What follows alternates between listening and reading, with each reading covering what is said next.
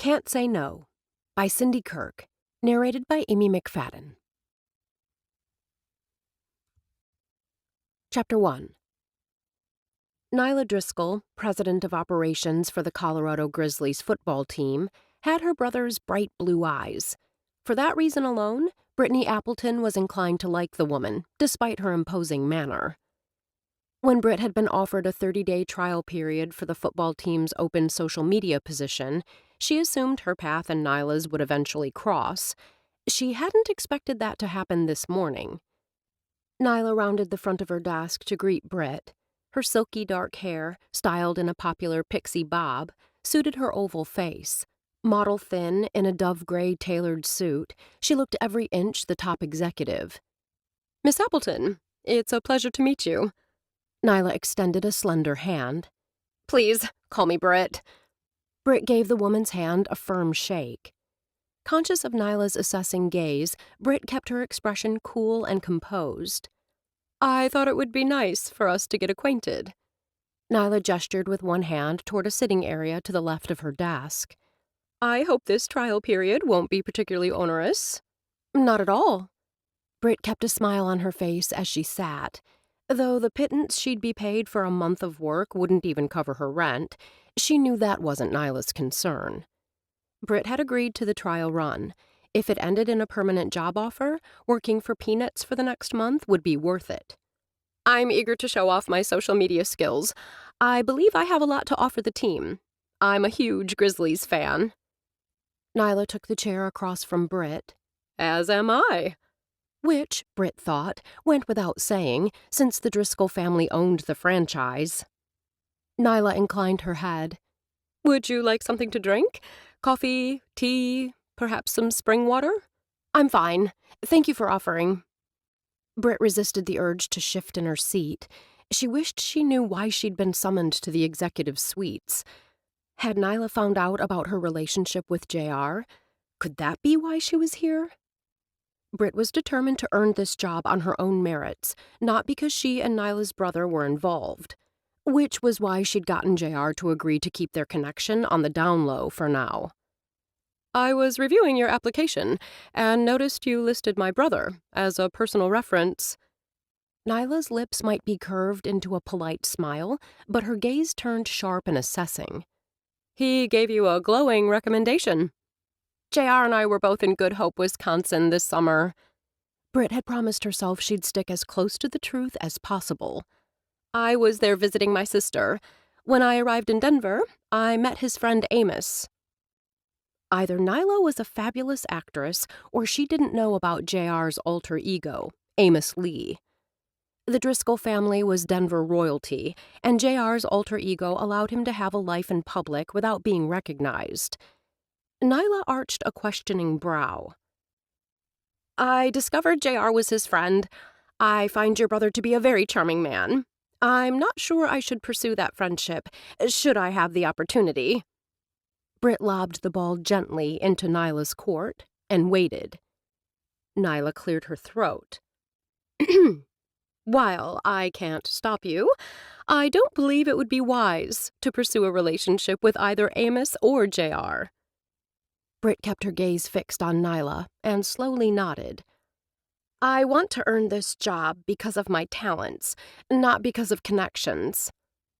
Relief washed across Nyla's face. It was gone so quickly, Britt wondered if she'd imagined it.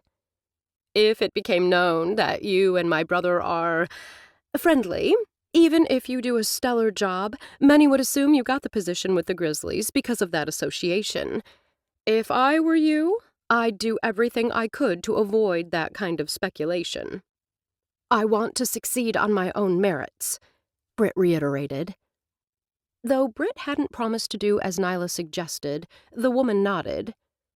"Good. Now, Stephanie tells me you plan to focus your social media efforts this next month on Kevin Daniels." Nyla crossed one long leg over the other. "Why him?" When Britt had agreed to this trial period, she'd been told she needed to run her social media plans by Stephanie, the PR director. She hadn't realized Nyla would also have to approve. "I have so many innovative ideas I'd like to implement," Britt began. But I don't know everything your social media staff may already be doing, and I'd prefer to avoid overlap. One thing I haven't seen the Grizzlies do that several other teams have embraced is promote the good works of their players. Nyla simply nodded. Britt took that as an indication to continue. In doing research on Grizzlies players, I discovered running back Kevin Daniels raised over $100,000 during his college career toward research on Duchenne muscular dystrophy, or DMD. This malady is dear to his heart, as it affected a close childhood friend. Britt had found herself awed by Kevin's dedication. He's continued that philanthropic work even after going pro. I believe one of the best ways to get people to care about the Grizzlies is by connecting our amazing players with our equally amazing fans. As the expression on Nyla's face didn't change, Britt had no idea if she'd scored a touchdown or been stopped shy of the goal line. Stephanie liked her idea, but this conversation told her Nyla also needed to be on board. Talking about money raised only goes so far, Nyla mused. There has to be more to keep the public's attention. Absolutely agree. Britt leaned forward, not even trying to curb her enthusiasm. Which is why Kevin is perfect. He's a personable guy, and his fellow players genuinely like and respect him. In addition to highlighting his philanthropy, my plan would include short videos to run on various sites and more time before the cameras on game days to showcase his personality. Nyla inclined her head. Are you concerned at all that the other players might resent him getting so much attention? Not when they know the plan is to eventually showcase others on the team who are also working to make the world a better place. As Britt's only goal was to shine during these 30 days, she hadn't developed a plan for choosing which players to spotlight next. This month-long focus on Kevin would give us an indication as to whether these efforts are worthwhile. It sounds as if you have a busy month ahead. Nyla rose with a fluid grace Britt envied. I'll let you get to it. Britt stood. It was a pleasure meeting you. Once she left Nyla's office, Britt breathed a relieved sigh. One hurdle down. She only had to do her job and keep her relationship with Nyla's brother out of the public eye for 1 month. How hard could that be? If JR had been meeting with anyone but corporate attorney and friend David Boone, he would have excused himself to take Britt's call. With Boone, there was no need. His friend was aware he and Britt were involved, and JR could count on his discretion. JR knew he could speak with Britt later, but he also knew she'd been in the bowels of Grizzly's HQ this morning, completing required paperwork. He wanted to make sure all had gone well, with no unwanted surprises. It's Britt, he told Boone as he retrieved the phone from his suit pocket. Should I leave? Making no move to stand, Boone gestured in the direction of the door with his coffee mug. Stay, I won't be long. JR shifted his focus to the phone. Hi, Britt. I'm glad you called. How did this morning go? Did you get all the paperwork completed? I'm so glad I caught you. Simply hearing the sound of her voice made him smile. There was an incredible number of forms to fill out, considering I'm not really an employee. Not yet, he reminded her. In 30 days, we'll be celebrating the newest member of the Grizzlies' social media team. You've got that right. Britt's confidence was only one of the many things he loved about her. He'd dated his share of women. Heck, last year he'd even been voted Denver's most eligible bachelor. All those women paled in comparison to Britt Appleton. The two of them had something special, which was why he was willing to honor her wishes and keep their relationship private until after she earned the job fair and square. There was one unexpected thing. Something in her voice had him tightening his fingers around the phone. What was it? I met your sister. Everything in JR tensed. Nyla? Who else? Oh, I forgot, you have more than one. The slightly nervous edge to her laugh had red flags popping up. How'd that happen? The meet, I mean. I just finished the last of the paperwork when the HR person informed me that I was to report to your sister's office. Though Britt lowered her voice, he knew she'd never have called him if she thought there was someone close enough to overhear. I worried she'd found out about us. There isn't any way she could have found out. We'd been out together only when I was Amos, and we've been careful since the day of your interview. JR had met Britt as his scruffy, long-haired alter ego, the disguise he used when he went out in public and didn't want to be disturbed. It had taken him longer than it should to divulge his real identity to Britt. When he'd come clean on the day of her Grizzlies interview, he'd feared she would kick him to the curb. It had been touch and go, but she'd forgiven him, and their relationship was now stronger than ever. That's what I told myself. I kept my composure and didn't let my unease show. Smart woman. Nyla can be like a piranha smelling blood in the water. If she sensed something off, she'd have pushed until she got the truth out of you. Then she must not have suspected, because most of our conversation centered around my social media plans for the next month. JR wanted to ask what those plans were, but part of their agreement was they wouldn't talk about her work with the Grizzlies until she'd been offered the job. What did she think? She didn't say no. He chuckled. What did you think of her? Formidable. Britt paused. She asked about you. Nyla asked about me? JR spoke slowly while exchanging a glance with Boone, who'd given up pretending he wasn't listening. Boone mimicked drawing a knife across his throat. She noticed I put you down as a personal reference and wondered how we were acquainted. I stuck as close to the truth as possible. What did she say about you pursuing a friendship with me? There was, at best, a 1% chance his sister would say she didn't have a problem with Britt being his friend. Still, a guy could hope. She didn't think us being involved would be wise. And how did you respond? JR fought for purchase on suddenly shifting sand. I gave the impression I agreed.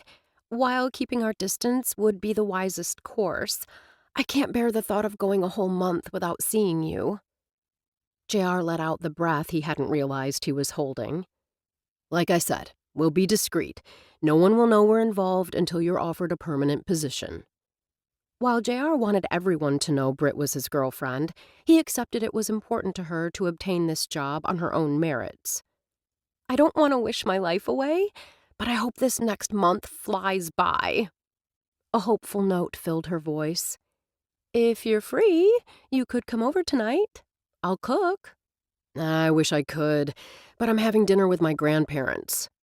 JR paused. I could swing by once I leave there. Since Britt and his grandparents lived in the same building, it would be a quick elevator ride from the penthouse to the 6th floor. As long as he was careful, he should be able to get in and out of her place without being noticed. Please do. Her voice turned low and sultry. I can't wait to see you. When the call ended, JR couldn't stop smiling. You two are playing with fire. Boone wagged a finger. Prying eyes are everywhere. We'll be careful. Famous last words. Boone cocked his head and studied JR. Your voice changes when you talk to her. JR frowned. If that were true, he was going to need to watch himself more closely whenever he and Britt were around others. Are you messing with me? I'm giving it to you straight. Boone's expression turned serious. You and I have been friends for a long time. I don't recall you acting this way about any other woman. What kind of way would that be? Willing to compromise? Eager to get together? A smile tugged at the corners of Boone's lips. I'm starting to think this might be the real deal. Chapter 2. Nyla left work at 6. Instead of having the driver take her to Silver Creek, she had him drop her off in front of Ryan O'Brien's. The Irish pub had long been a favorite of hers. She hadn't been here since she'd brought her former boyfriend the one time. Though Kendall was a self-made man, something Nyla admired, instead of being proud of that fact, he had put on airs.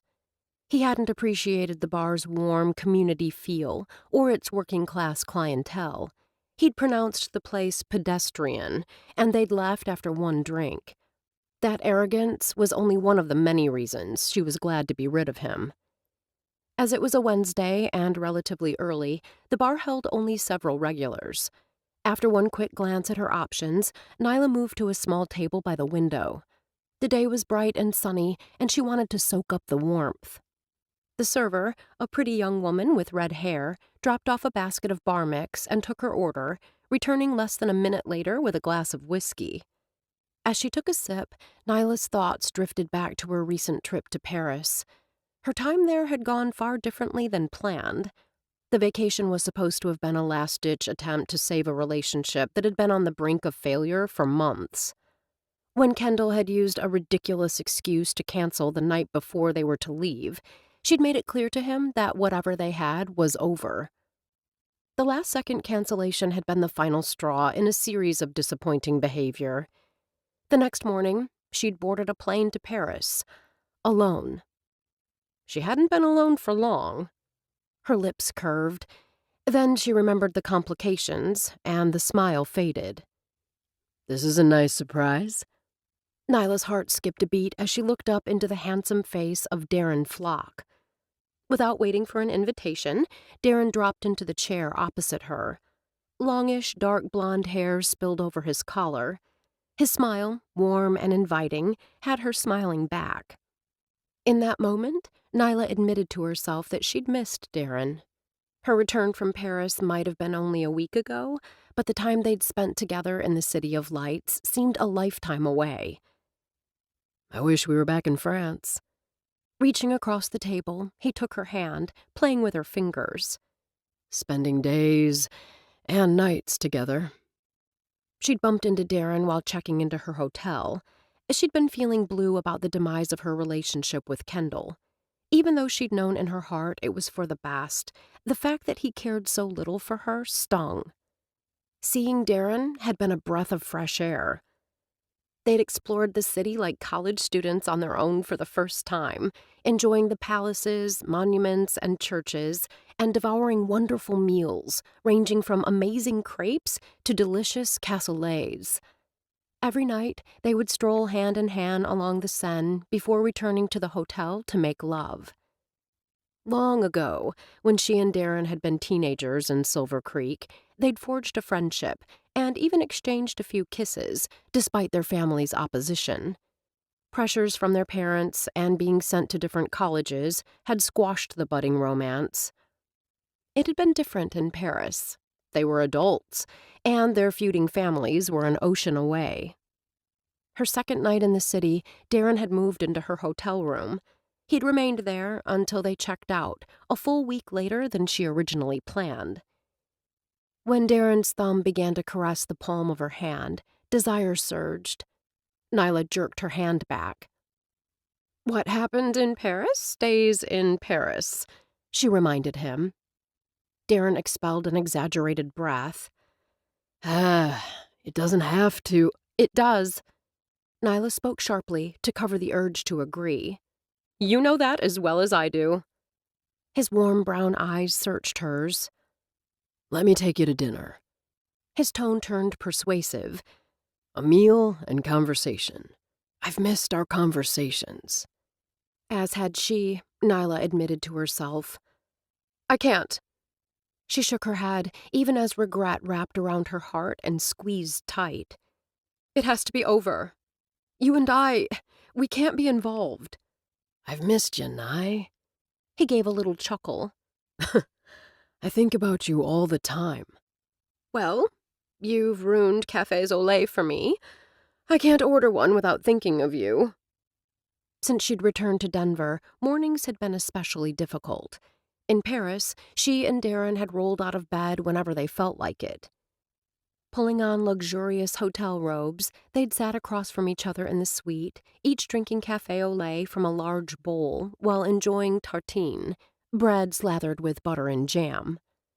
They'd talked about literature, art, and current events. Everything had been open for discussion, except business. Those days had been amazing, refreshing, and hands down the best 2 weeks of her life. When she'd accepted his dinner invitation that first night, she'd known she was playing with fire. She'd never thought she was in danger of losing her heart. The embers of that long-ago spark, first fanned at 17, had ignited. Darren had been in Paris on business, but his meetings had concluded the day she arrived. They'd gone into a vacation fling with their eyes wide open, accepting that this time together was all there could ever be between them. Her family despised his, and his hated hers. Neither she nor Darren was foolish enough to believe that would change. Pushing back her chair with a clatter, Nyla forced herself to stand. She avoided Darren's soft brown eyes as she grabbed her coat and purse. He didn't stand or try to stop her. Nyla told herself she was grateful he didn't urge her to stay. Still, she couldn't stop herself from turning back to meet his gaze one last time. When she did, she found him staring. He smiled. You did something to your hair. Before she could stop it, her hand rose to touch the silky strands. I cut it. In the weeks since she'd been back, each time she brushed her hair, she remembered him weaving his fingers through the long strands when he kissed her. I believe you'd look beautiful bald. He lifted a hand, palm out. But don't try it. Nyla's heart became a sweet, heavy mass in her chest. Being so close to him again, smelling the citrusy scent of his cologne, had memories flooding back. At that moment, she wanted nothing more than to sit across from him and catch up on what had been happening in his life since they'd returned from Paris. She wouldn't, simply couldn't. She was a Driscoll. He was a Flock. Goodbye, Darren. She didn't run. Running wasn't Nyla Driscoll's style. Though decidedly off balance, she strode with long, purposeful strides out the door. She'd just turned in the direction of Silver Creek when someone grabbed her arm. Alarm had her jerking back hard, until she recognized her assailant. "What are you doing?" she asked her brother. Forget about me. JR's eyes flashed blue fire. What were you doing speaking with Darren Flock? She jerked her arm from his, ignoring the frisson of fear shooting up her spine. What are you talking about? Darren Flock? I saw the two of you through the window. Nyla understood the censure in his voice. Hatred of the Flocks dated back to the 1929 stock market crash, when Henry Driscoll's family fortune had been lost. Charlie Flock, his business partner, had invested company assets in the stock market, and they'd ridden the wave for several years and had done well. But when Henry had wanted to pull those funds out of the market before the crash, Charlie had refused, and then both had lost everything. They'd blamed each other. The families had rebuilt. Now the Flocks and Driscolls were highly successful and competitors in the fashion and performance footwear industry. To this day, the families were bitter enemies.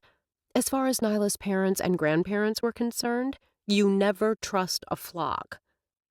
There was no doubt in Nyla's mind that reacting too strongly to her brother's accusation would only heighten JR's suspicions. She fluttered a hand in the air. I was there. He arrived. I left. A muscle in JR's jaw jumped. You were seated at the same table, talking. Would you rather I made a scene? Speaking calmly, Nyla arched a brow. I didn't realize being polite was a crime. It is when the person you're speaking with is a Flock. Nyla narrowed her gaze. Seeing Darren and recalling what they'd shared in Paris had been difficult enough. She didn't need JR reminding her just how deep the feud went. You should have gotten up and walked away the instant he sat down. Relief flooded Nyla. Her brother had seen only the tail end of the conversation.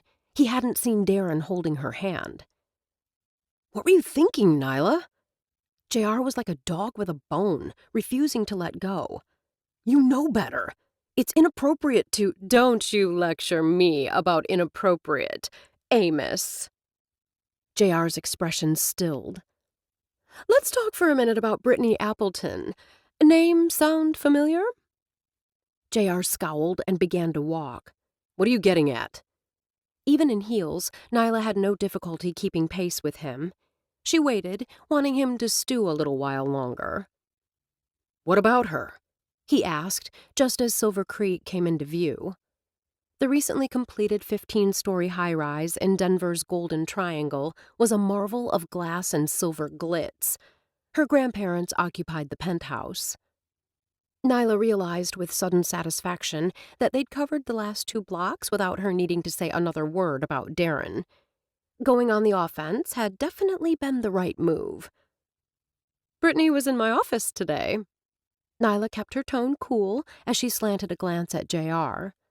"I assume she told you she applied for a job with the Grizzlies, since she used you as a reference." "What about her?" he repeated.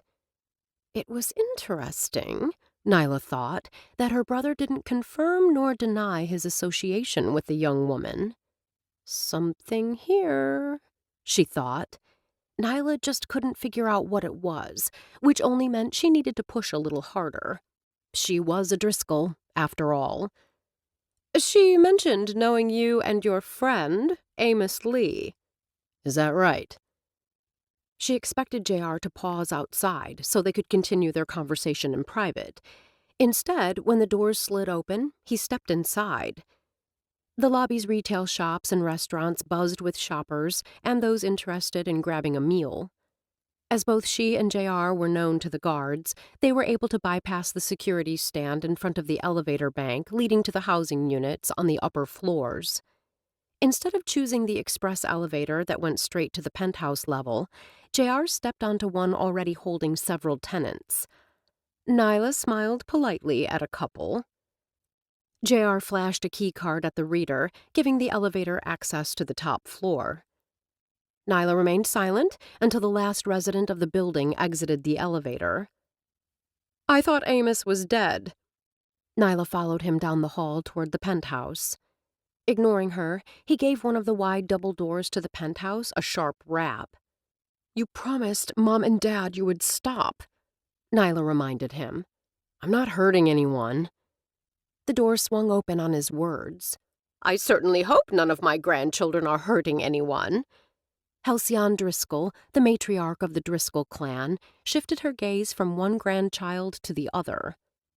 "I'm happy you were both able to come tonight." "Gran." JR leaned forward to brush his lips across Hal's cheek.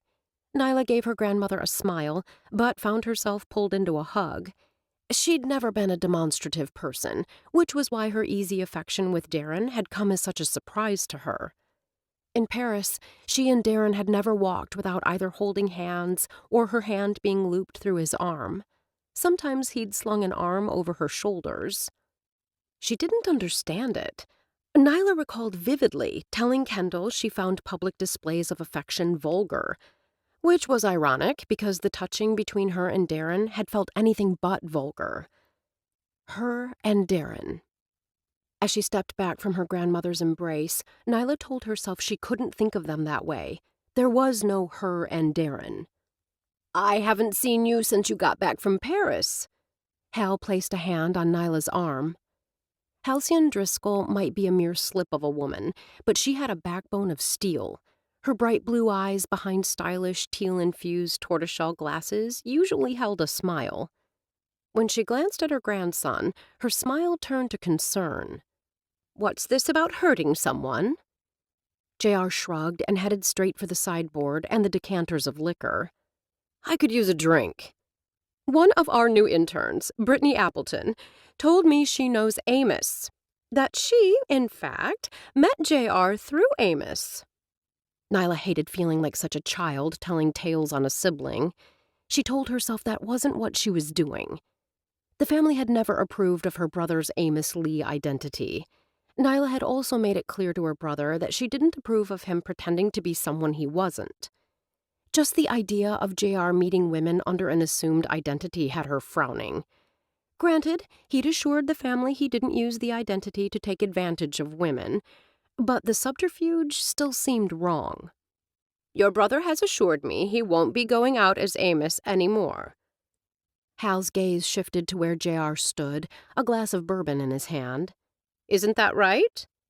JR nodded. "He promised Mom and Dad he'd stop 6 months ago," Nyla reminded her grandmother. "You know how I feel about Amos." Hal paused. I also realize it's difficult for JR to go out for a quiet evening without being hounded." I could hear in Brittany's voice that she felt a fondness for Amos. Nyla pressed. "I am acquainted with Brittany. She's a lovely young woman." Hal motioned for Nyla and JR to take a seat. Once they did, she sat opposite them. "I doubt it came up, but you should know Britt lives here in the building and does some work for me." Nyla straightened. "She didn't mention that." Hal waved a dismissive hand. "I'm sure you and Britt had more important things to discuss." "Having her working for you, living here, in Silver Creek, is a conflict of interest." Nyla's voice rose despite her efforts to control it. "I don't see how." Hal's tone might be mild, but it brooked no argument. "She certainly couldn't afford to live on the pittance you're paying her for the next month." "What's going on in here?" Johnny Driscoll asked as he strolled into the room. "We're talking about Britt." Hal smiled and held out one hand to him. "Seems like a nice enough young woman." Johnny moved to his wife's side and took her hand before turning to Nyla. His unyielding gaze pinned her. "Your grandmother thinks highly of her." And that, Nyla knew without anything more being said, signaled the end of the Brittany Appleton discussion. Her grandfather, John Ross Driscoll, known to friends as Johnny, was a master of the deal and a loyal friend. But if you crossed him, he'd never forget. That seemed to be a trait he'd acquired from his own grandfather, dating back to the scandal between the Driscolls and the Flocks. A scandal that had become part of Denver lore. Newspapers still dredged up the drama whenever a Driscoll and a Flock happened to attend the same event. Which was why Nyla understood that Johnny was one person who would never forgive her if she got more involved with Darren Flock. Chapter 3. Shortly after dinner, JR told his family he had a pressing matter that needed his attention and said his goodbyes. His grandfather clapped him on the back and told him not to be such a stranger.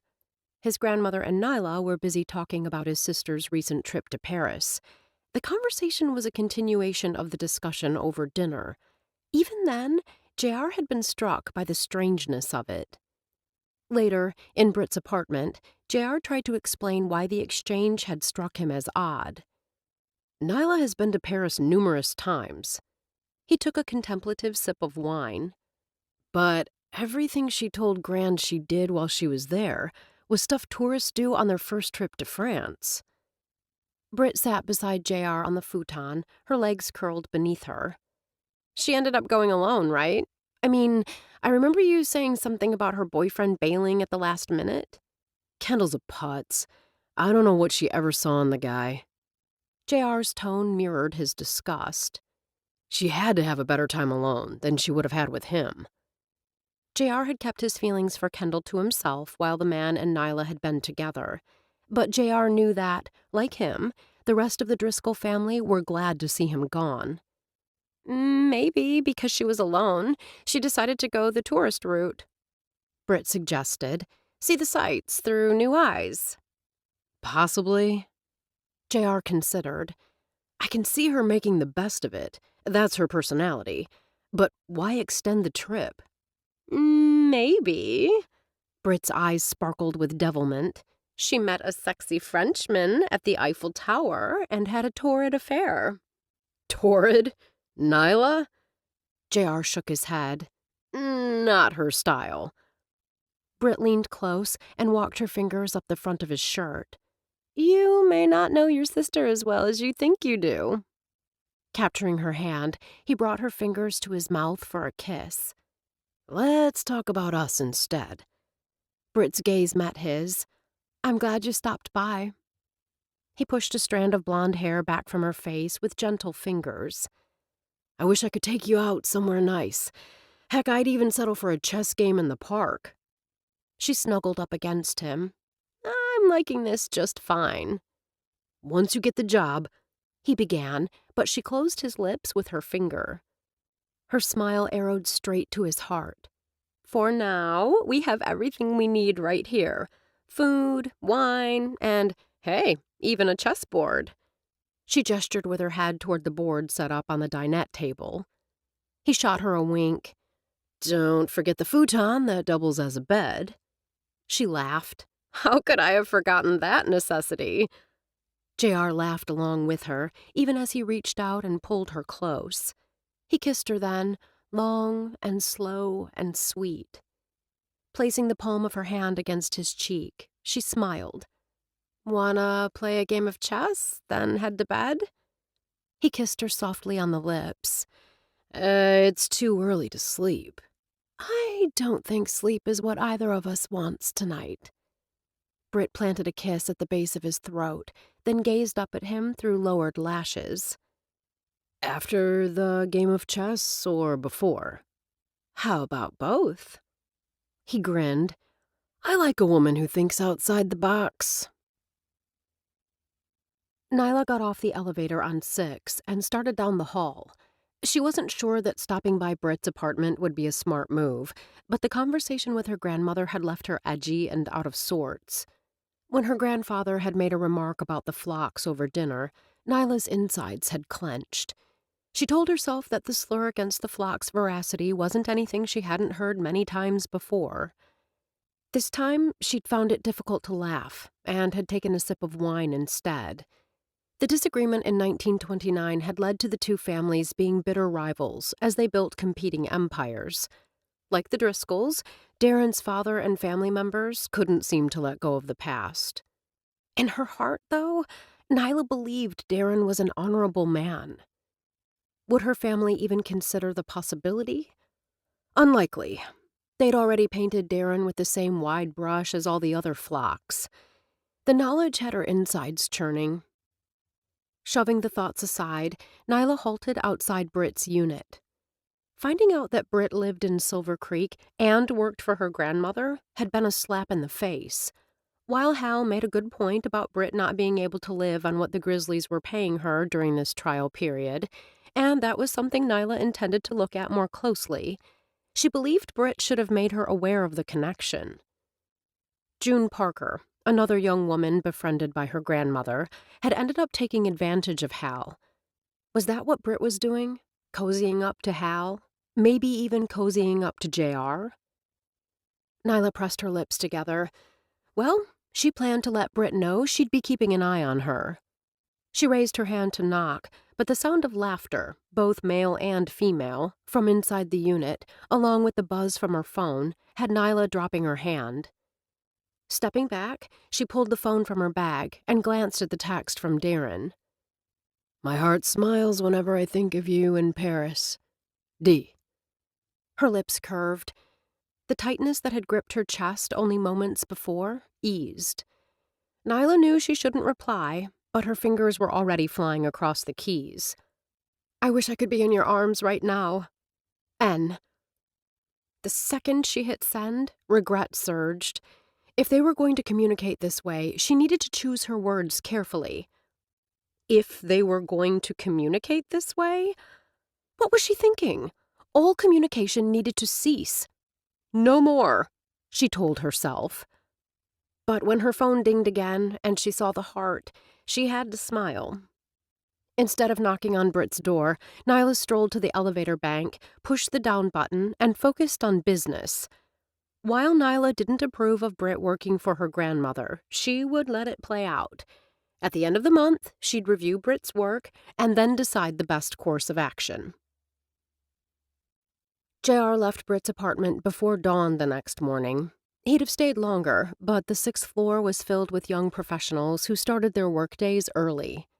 Though JR had nothing against his current living situation, he was seriously considering taking over one of the penthouses in Silver Creek. That way he'd be only an elevator ride away from Britt. Once he reached his condo, JR showered, then dressed, his mind turning to business.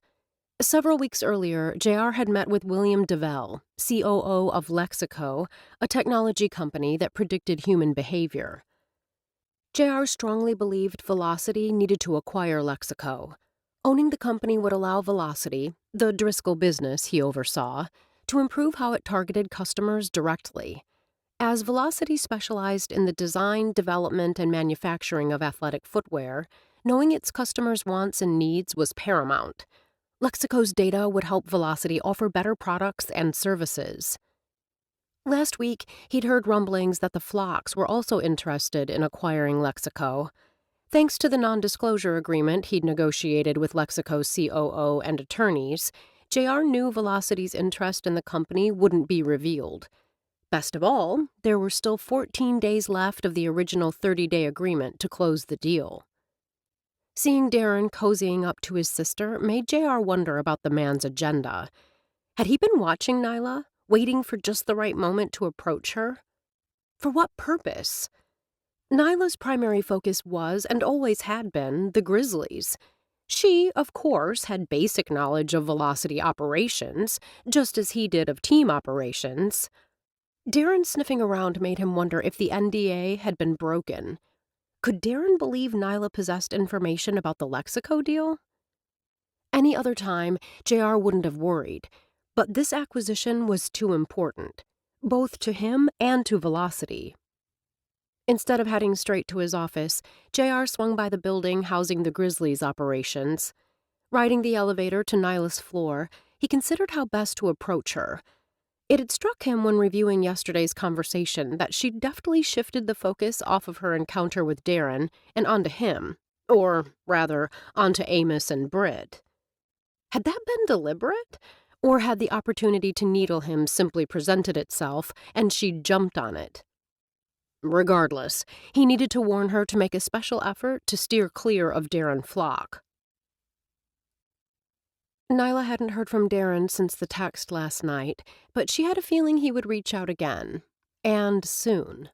She couldn't bring herself to be angry that he hadn't stayed away after she'd told him to. How could she be angry when she'd responded with a flirty return text? When she'd been so wholly glad to see him at the pub?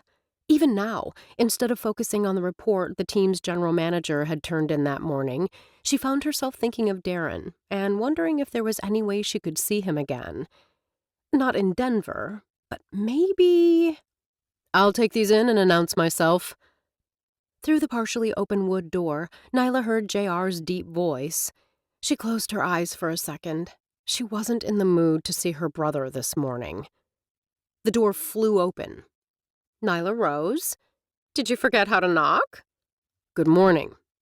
In one of JR's hands was a hand-blown glass vase holding a bouquet of dark purple irises. "These should put you in a better mood." How long had it been since someone had surprised her with flowers she loved? "Do you know that the iris is France's national flower?" She smiled and rounded the desk. "Thank you, JR. That's sweet of you." "I'd love to claim they're from me, but they were just delivered. I merely offered to bring them in." JR handed the vase to her, his gaze openly curious. "Looks like Kendall is trying to get back on your good side." "Hardly. If these were from him, they'd be roses his PA ordered at his direction." Nyla plucked the card from the flowers, but didn't open the tiny envelope. "Kendall could never seem to remember to tell the PA that I detest the scent of roses." "Not from him, then." JR dropped into one of the chairs in front of her desk. Moving the vase to a corner of her desk, she sat and faced her brother. "What brings you by this early?" "Aren't you going to open the card?" JR's gaze was openly curious. "See who they're from?" "Undoubtedly a vendor. I get them all the time." Nyla waved a dismissive hand. JR frowned. "Sending flowers doesn't seem very professional." "It's not." Nyla leaned forward, eager to get the conversation off the flowers. Once JR laughed, she'd open the card, though she already knew, or at least was fairly certain, who had sent them. "You haven't told me why you're here." "Maybe I just wanted to see my sister." "You saw me last night." "Okay, then." He rubbed his chin. "I need to speak with you about Darren Flock." Everything in Nyla might have gone ice cold, but she didn't falter outwardly. She pulled her brows into what she hoped was a puzzled frown. "What about him? I told you he just happened to stop in at—" Yes. "You don't believe me?" "I do." He held up a hand when she opened her mouth to speak. Hear me out. I don't believe him walking into that pub when you were there alone was an accident. I think he followed you. Nyla didn't have to feign surprise or the laugh that followed. Seriously? Come on, JR. You make it sound as if the guy is stalking me. Not stalking. Following. JR inclined his head. Has your path crossed with his any other time recently? Even for a few minutes? The question caught her off guard. Maybe once?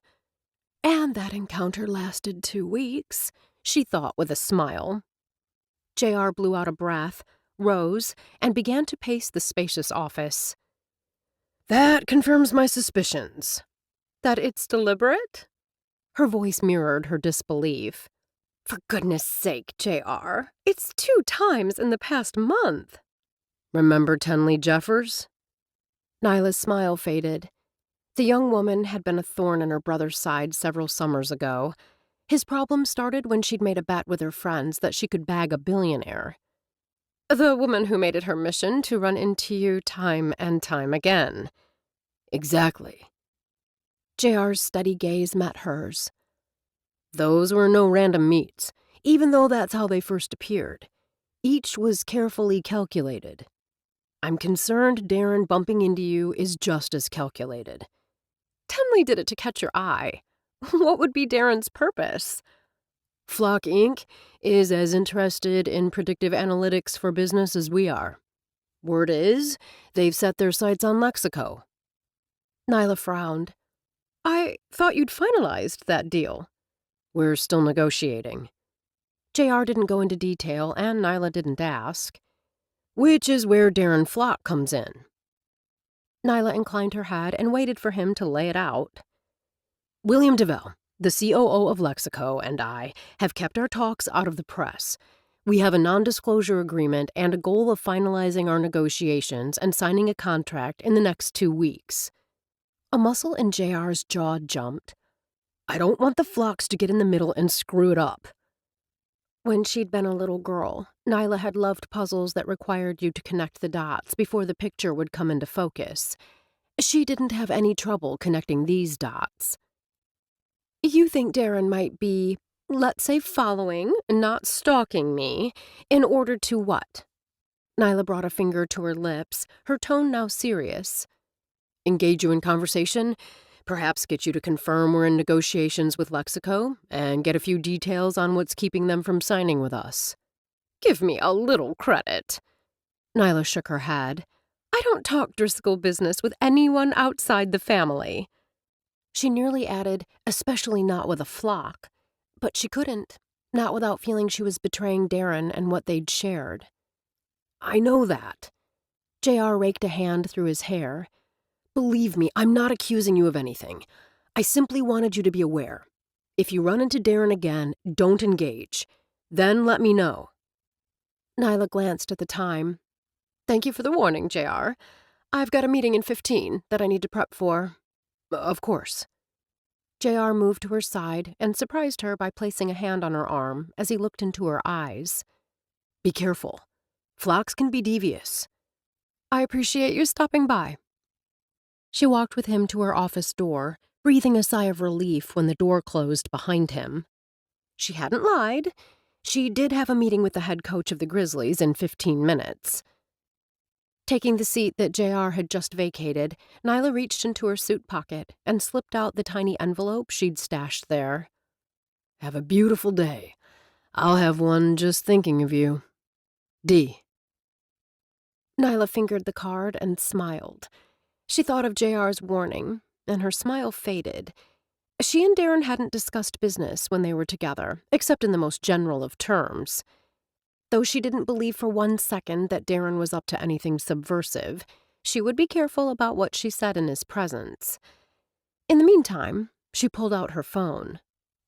Thank you for the lovely flowers.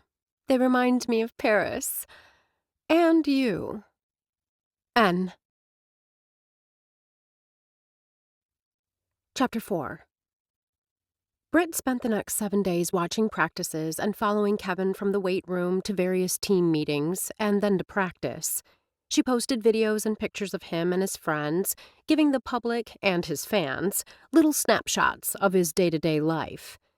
They'd agreed to meet tonight at the Blue Dandelion for a strategy session. Britt believed them becoming better acquainted would help her determine how to best promote him. For Britt, strolling into the popular eatery had memories rushing back. This was the cafe where she'd met JR. She smiled, recalling his Amos persona. Though she'd seen JR in Good Hope several weeks earlier, they hadn't been introduced, and she hadn't seen past his Amos disguise. The hostess, the same one who'd seated her last time and had a curly strand of hair falling across one eye, gestured to a foretop. "Is this table okay?" This evening, unlike that night with Amos, there were still tables available, and she and Kevin were being seated right away. Britt nodded and sat before Kevin could do something weird like pull out her chair. This wasn't a date, and she didn't want to do anything to give that impression. At 6'2", 210 pounds, Kevin would have been impressive even without the strikingly handsome face. He'd certainly captured the attention of the women in the cafe. Britt wasn't certain if they recognized him or simply liked the way he looked. Britt was well aware that Kevin's rugged good looks played a huge part in why he was so popular, only second to his skill on the field. Though her days had started early and ended late for the past week, she'd been happy to discover that Kevin was as he appeared to be, an all-around good guy. Being around star athletes most of her after-college working life, she discovered that all too often the persona they cultivated for the press was nothing like who they really were. "Hello." The waitress, young and fresh-faced, with platinum hair pulled back in a tail, flashed a bright smile. "My name is Mary. I'll be taking care of you this evening. What can I get you guys to drink?" "Tap water for me." Britt slanted a glance at Kevin. "Make that too." In seconds, the young woman returned with their drinks. Britt swore she was the same one who'd waited on her and Amos. JR. Though back then her hair had been golden blonde. Mary slipped the pad from her pocket. "Are you ready to order?" "Not quite yet." Kevin smiled. "Could you give us a few?" "Absolutely." Still, Mary lingered for several more seconds before moving on to another table. Kevin picked up the menu. "What's good here?" "I can recommend the Tex-Mex burger." Startled, Britt turned in her chair. JR stood beside the table, looking absolutely scrumptious in dark pants and a gray shirt open at the collar. Shoving back his chair, Kevin stood. "Mr. Driscoll." Britt wasn't sure what surprised her most, seeing JR or hearing him called Mr. Driscoll. "Please, both of you, call me JR. JR smiled at Britt. "Do you know Brittany Appleton?" Kevin gestured toward Britt. "She's in social media for the Grizzlies." "We've met." Britt smiled. "Would you care to join us?" JR's gaze shifted from her to Kevin. "I don't want to intrude." "Please," Kevin urged, "join us. But I have to warn you, this one is on a mission to ferret out every last secret I possess. I can't guarantee she won't do the same to you." JR smiled as he took a seat opposite Britt and to the left of Kevin. "Is that right?" Mary returned with a glass of water for JR. They made her job easy by all ordering Tex-Mex burgers with the sweet potato fries. Kevin laughed when the waitress stepped away. "The team dietitian would have a heart attack if she knew I was eating this tonight." Britt cocked her head. She hadn't realized that the team had a dietitian on staff. And why hadn't she known that? "What would she prefer you eat?" While Kevin took a long drink of water, Britt pulled out her phone and prepared to take notes. Kevin chuckled and jerked a thumb in Britt's direction. "See what I mean? By the time this month is over, she'll know more about me than my mother." JR took a sip of water. "Month?" "I'm doing an internship of sorts with the Grizzlies," Britt explained, grateful to have an excuse to look directly at JR. "My focus during this 30-day period is connecting Kevin to his Grizzlies fans." "That sounds interesting." JR inclined his head. "How do you do that?" "Through videos, pics, and live interviews," Britt told JR. "I have a question for you." Kevin studied JR with the intensity she assumed he normally reserved for game films. I know the Driscoll family owns the Grizzlies, but your sister appears to be the one in the family most involved with the team. JR smiled when the waitress returned with their food. Thanks, Mary. JR appeared to give the matter some thought as Britt and Kevin dug into their food. Nyla has always had an interest in the team. After college, she worked in various key areas. JR slanted a glance at Britt. Including social media, determined to fully understand the workings of the organization she oversees. He paused to take a bite of the burger. My brother Cam and I have always been focused on velocity. Britt noticed that JR didn't go into detail about his other siblings, likely figuring he'd answered Kevin's question. I've thought that once my playing days are done, I'd like to be involved in football operations. When that time comes, be sure and let Nyla know of your interest. JR smiled at Britt and the pad next to her place setting. Don't let me interrupt your interview. Britt shot him a grateful smile and refocused on Kevin. Tell me how you work with the team dietitian. JR sat there for the next hour, listening quietly while she asked Kevin about everything from his early years in the Pee Wee Leagues to his romantic involvements. What's your biggest regret in terms of relationships? She asked. Kevin took a long time to answer. His gaze met hers. It was as if it was just him and Britt. I'd prefer you didn't use this in the media campaign. Britt nodded. In college, there was this girl. We had an amazing connection. But my life is, always has been, the game. As I look back, I see now that the few concessions she was asking me to make were fair. I could have made them, but I wanted it all my way. My career was the most important thing in my life. Seized with an overwhelming urge to glance at JR, Britt kept her eyes on Kevin instead. I have to believe that if she was truly the one, you'd have made the concession. Kevin shrugged, as if he'd said all he was going to on the subject. Moving on. Britt glanced down at her list of questions. Are there any words of wisdom that have stuck with you through the years? Frowning, Kevin cocked his head. Where are you going with this? Britt kept her tone offhand. I believe quotes or words of wisdom that stick with us say a lot about who we are and what's important to us. Kevin rubbed his chin, and his gaze grew thoughtful. There are several that have stuck. If I had to pick one, it'd be something Nelson Mandela said. I never lose. I either win or learn. That attitude was why, Britt thought, Kevin was so successful. She'd already noticed he was totally focused on improving his skills and worked hard to be the best he could be. Do you have one? Kevin asked. Britt blinked. Pardon? Tell me your favorite. Kevin relaxed, happy to put her in the hot seat. Mine would have to be, if your dreams don't scare you, they're too small. Britt chuckled. Now, my parents will disagree. They'll tell you I've always dreamed too big. You can never dream too big. Kevin glanced at JR. For a second, Britt thought Kevin was going to ask JR to contribute to the discussion. He must have thought better of it, because Kevin turned back to her. This has been enjoyable, but I need to get going. Kevin shifted focus to JR. I'm glad we had this chance to get better acquainted. When Kevin rose, JR pushed back his chair. Kevin pulled out his wallet, but JR waved the gesture away. I've got this. Thanks. The two men shook hands, then Kevin walked out. Britt wondered if he noticed the admiring gazes following him all the way to the door. If he did, he gave no indication. Single-minded focus, Britt thought. Can I interest you in some dessert? JR asked. When Kevin made that remark about the dietitian, I decided not to mention blackberry cobbler as tonight's special. Britt smiled. Blackberry cobbler was on the menu the first night I met Amos. I remember. The way JR uttered the words sent warmth coursing through her veins.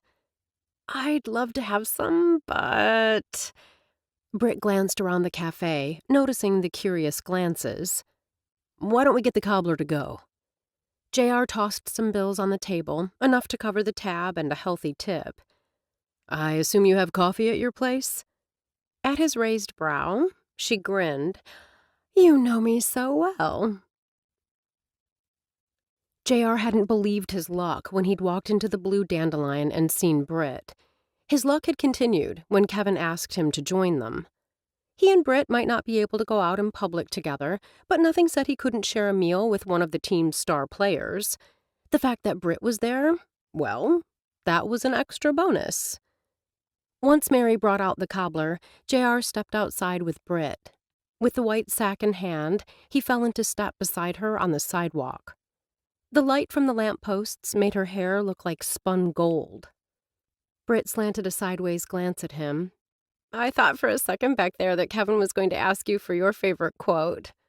Martin Luther King Jr. Only in darkness can you see the stars. Britt looked at him in amazement. That's profound. He flashed a grin. I have my moments. No. She touched his arm. I really like that quote. A couple of women strolling down the sidewalk gazed curiously at them, or rather at him, as if trying to make the connection. My car is that way. Britt gestured to the right. Mine is that way. Despite the pronouncement, he turned right with her. You're going the wrong way. It's dark. You're alone.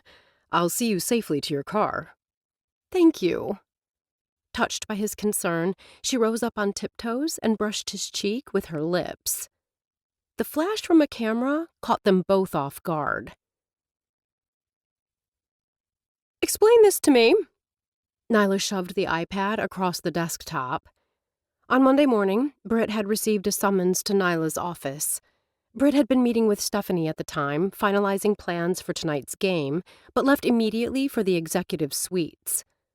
Stephanie had assumed that, as Britt's immediate supervisor, she was also going to be present.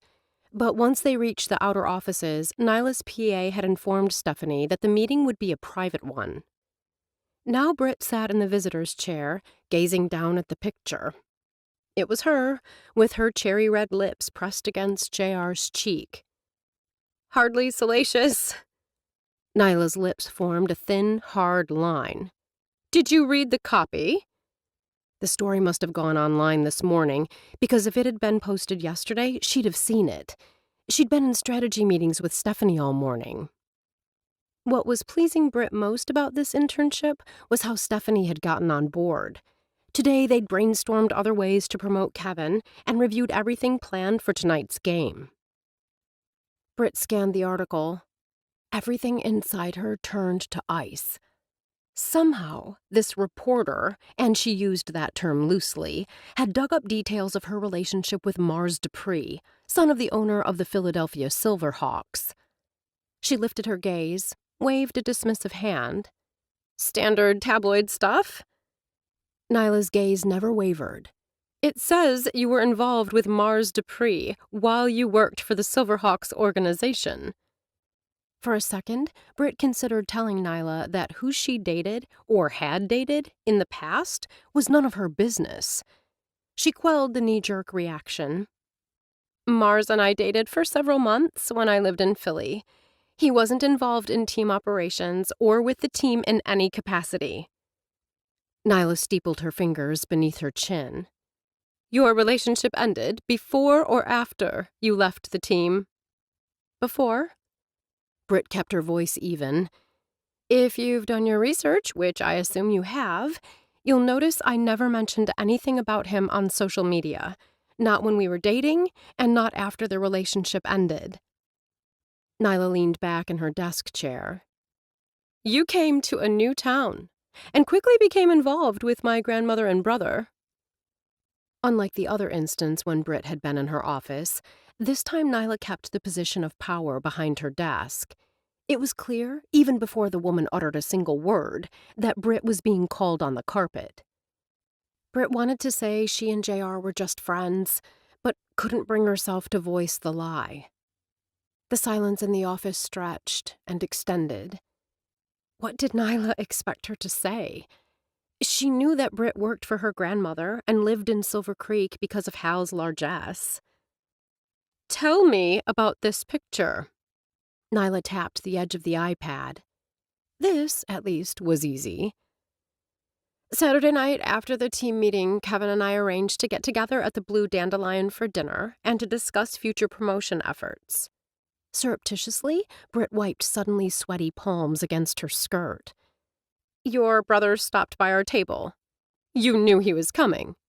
"No." Seeing the doubt in Nyla's eyes, Britt said more forcefully, "No. He saw Kevin. And me. He walked over and Kevin asked him to join us." Kevin asked someone he'd just met to join a business dinner? Kevin knew JR as a Driscoll. Britt fought the panicky, trapped feeling that rose up. She wanted to slap back at Nyla and her supercilious tone and doubting look in her eyes. "We ate. Kevin and I talked business. JR offered an occasional comment." "I'm finding this account of yours very difficult to believe. Call Kevin. Grill him like you're grilling me. Or simply ask your brother." Britt's voice rose. "They'll characterize our meal in the same way, because I'm telling you the truth." Picking up a Mont Blanc pen, Nyla began to tap it against the top of her desk, her gaze never leaving Britt's face. "Are you sleeping with my brother?" You go from a picture of me brushing my lips across his cheek in thanks for walking me to my car on a dark night to sleeping with him?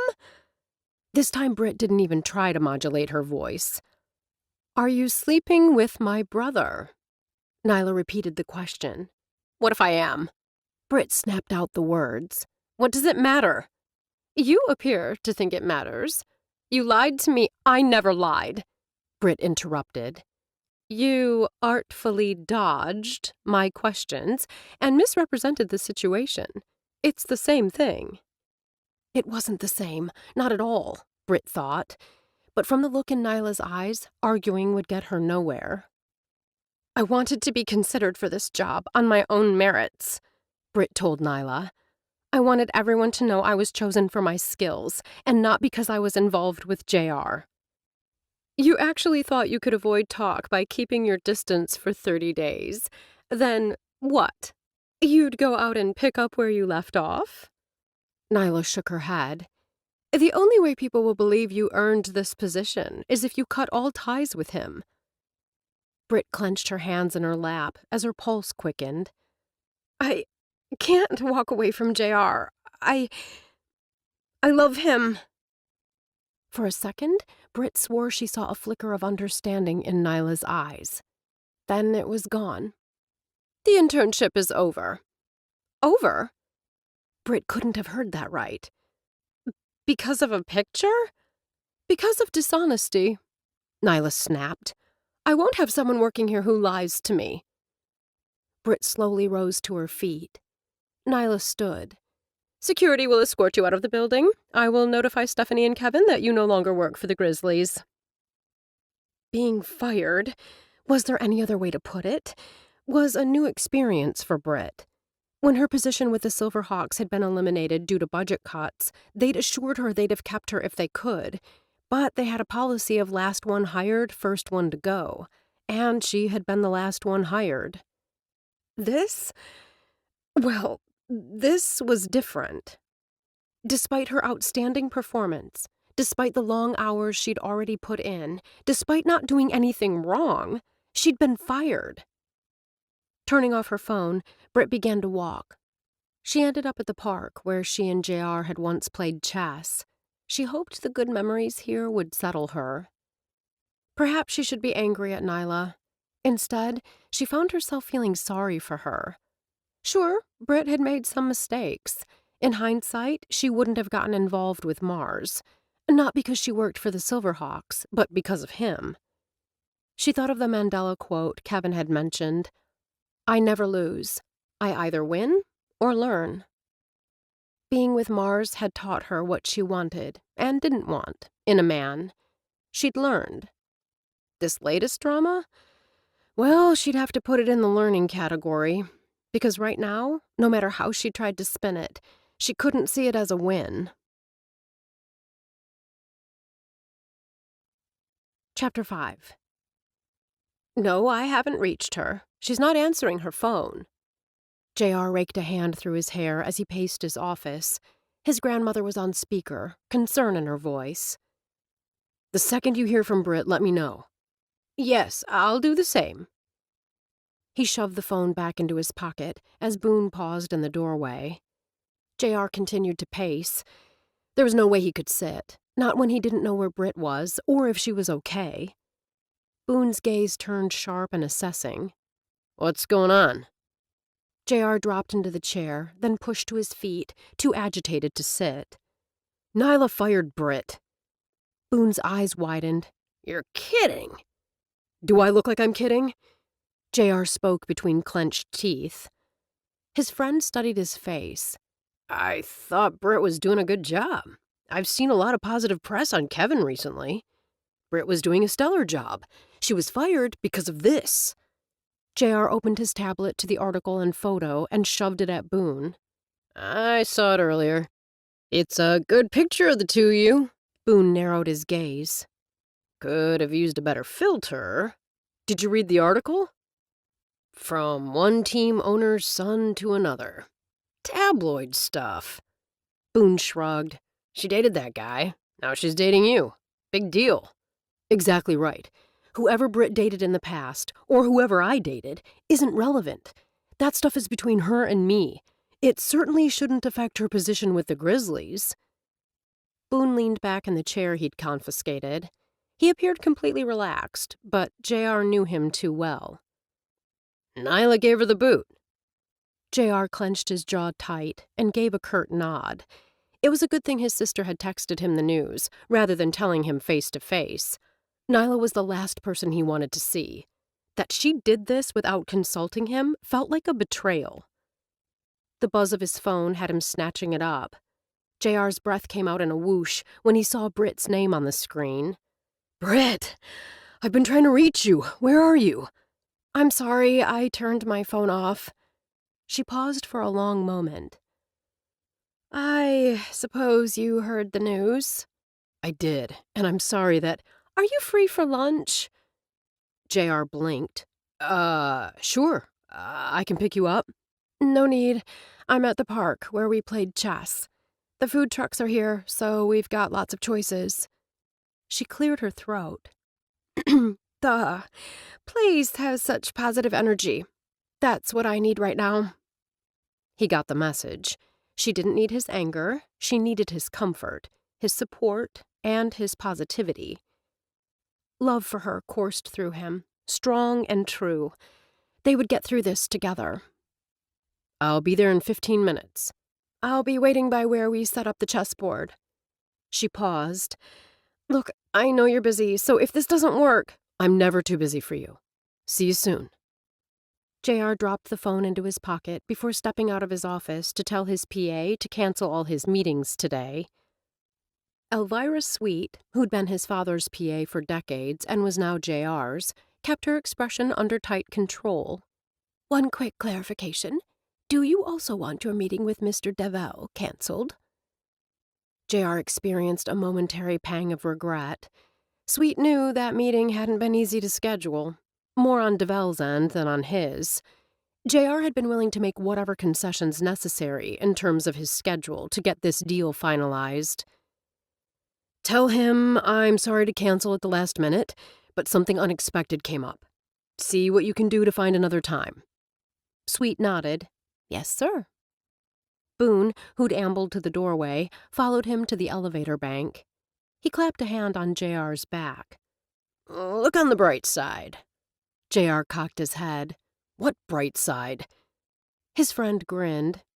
No more sneaking around. Britt sat on a bench under a large leafy tree and waited for JR. When she'd turned on her phone and seen his texts and listened to his voicemail, she'd had to call him back. She'd wanted to call him back. Britt had once told Amos that he was her rock. Now that she'd been able to reconcile in her head and heart that Amos and JR were one person, JR had become the one person she could count on, no matter how bad things got. Britt didn't care what that stupid article said.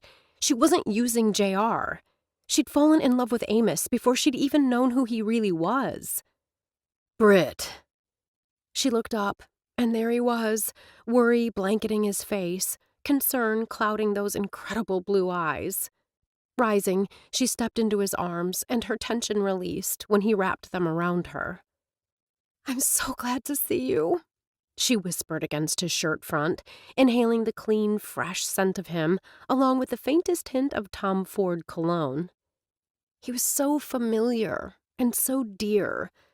Tears stung the backs of her eyes as he tightened his hold and his lips brushed her hair. "I'm so sorry," he murmured. Blinking away the tears, Britt tipped her head back. "You didn't have anything to do with me being fired." When he opened his mouth, she closed his lips with 2 fingers. "Unless you count being considerate enough to walk me to my car, and being so irresistible that I had to kiss you." She attempted to introduce some levity into her voice, but didn't quite pull it off. Seeing the concern deepen in his blue depths, she stepped back and took his hand. "Let's get something to eat." As they walked, JR brought their joined hands to his mouth for a kiss. Boone was right. "This is the upside." She cocked her head. "We can be open about our feelings now." Britt smiled. "I love your positivity." Once they had their gyros and drinks, they returned to the bench, setting the sacks of food on the weathered wood between them. After carefully adjusting the wrapping on her chicken gyro, Britt took a bite, and the heaviness that had been sitting on her shoulders like a dead weight lifted. It could have been because of the amazing tzatziki sauce, or because of the bright sun shining overhead. She knew it was neither. It was JR, strong and supportive, sitting beside her. After taking a sip of soda, she was ready to talk. "How did you find out?" JR finished chewing the bite he'd just taken. After swallowing, and also taking a sip of his own soda, he met her eyes. "Nyla texted me. I didn't text her back." Which Britt assumed meant he was angry with his sister. In the time she'd been around Hal, she'd learned this family was a close one. The last thing Britt wanted was to cause a rift between JR and his sister. Reaching over, she placed her hand on his leg. "I don't want you angry with her. Do I agree with her action? Not at all. But it's her business. She has the right to deal with her employees the way she sees fit. Heck, if you think about it, I technically wasn't even her employee. Not yet." "You're generous. More generous than I'd be toward her in your situation."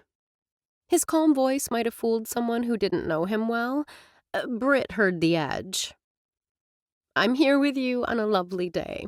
Things could be worse." When a soft look filled his eyes, Britt realized he knew her too. His hand closed over hers. "I know how much you wanted this to work out. You were doing a fantastic job. Then that picture comes out with that ridiculous article, and she fires you. For what? For an innocent kiss on your own time?" The barely controlled anger returned, or maybe it had never left. "She fired me because I lied to her." Britt paused, then clarified. "Because I didn't tell her we were involved."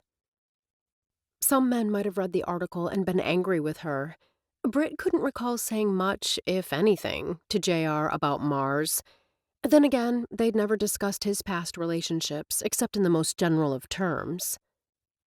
"I never told you that my last boyfriend was the son of the owner of the Silverhawks," she began. "What does it matter who he is? Or who his father is? He's your past." She searched his face and realized he meant it, which told her she'd been right to trust him, right to give her heart to him. "I love you." The words just popped out.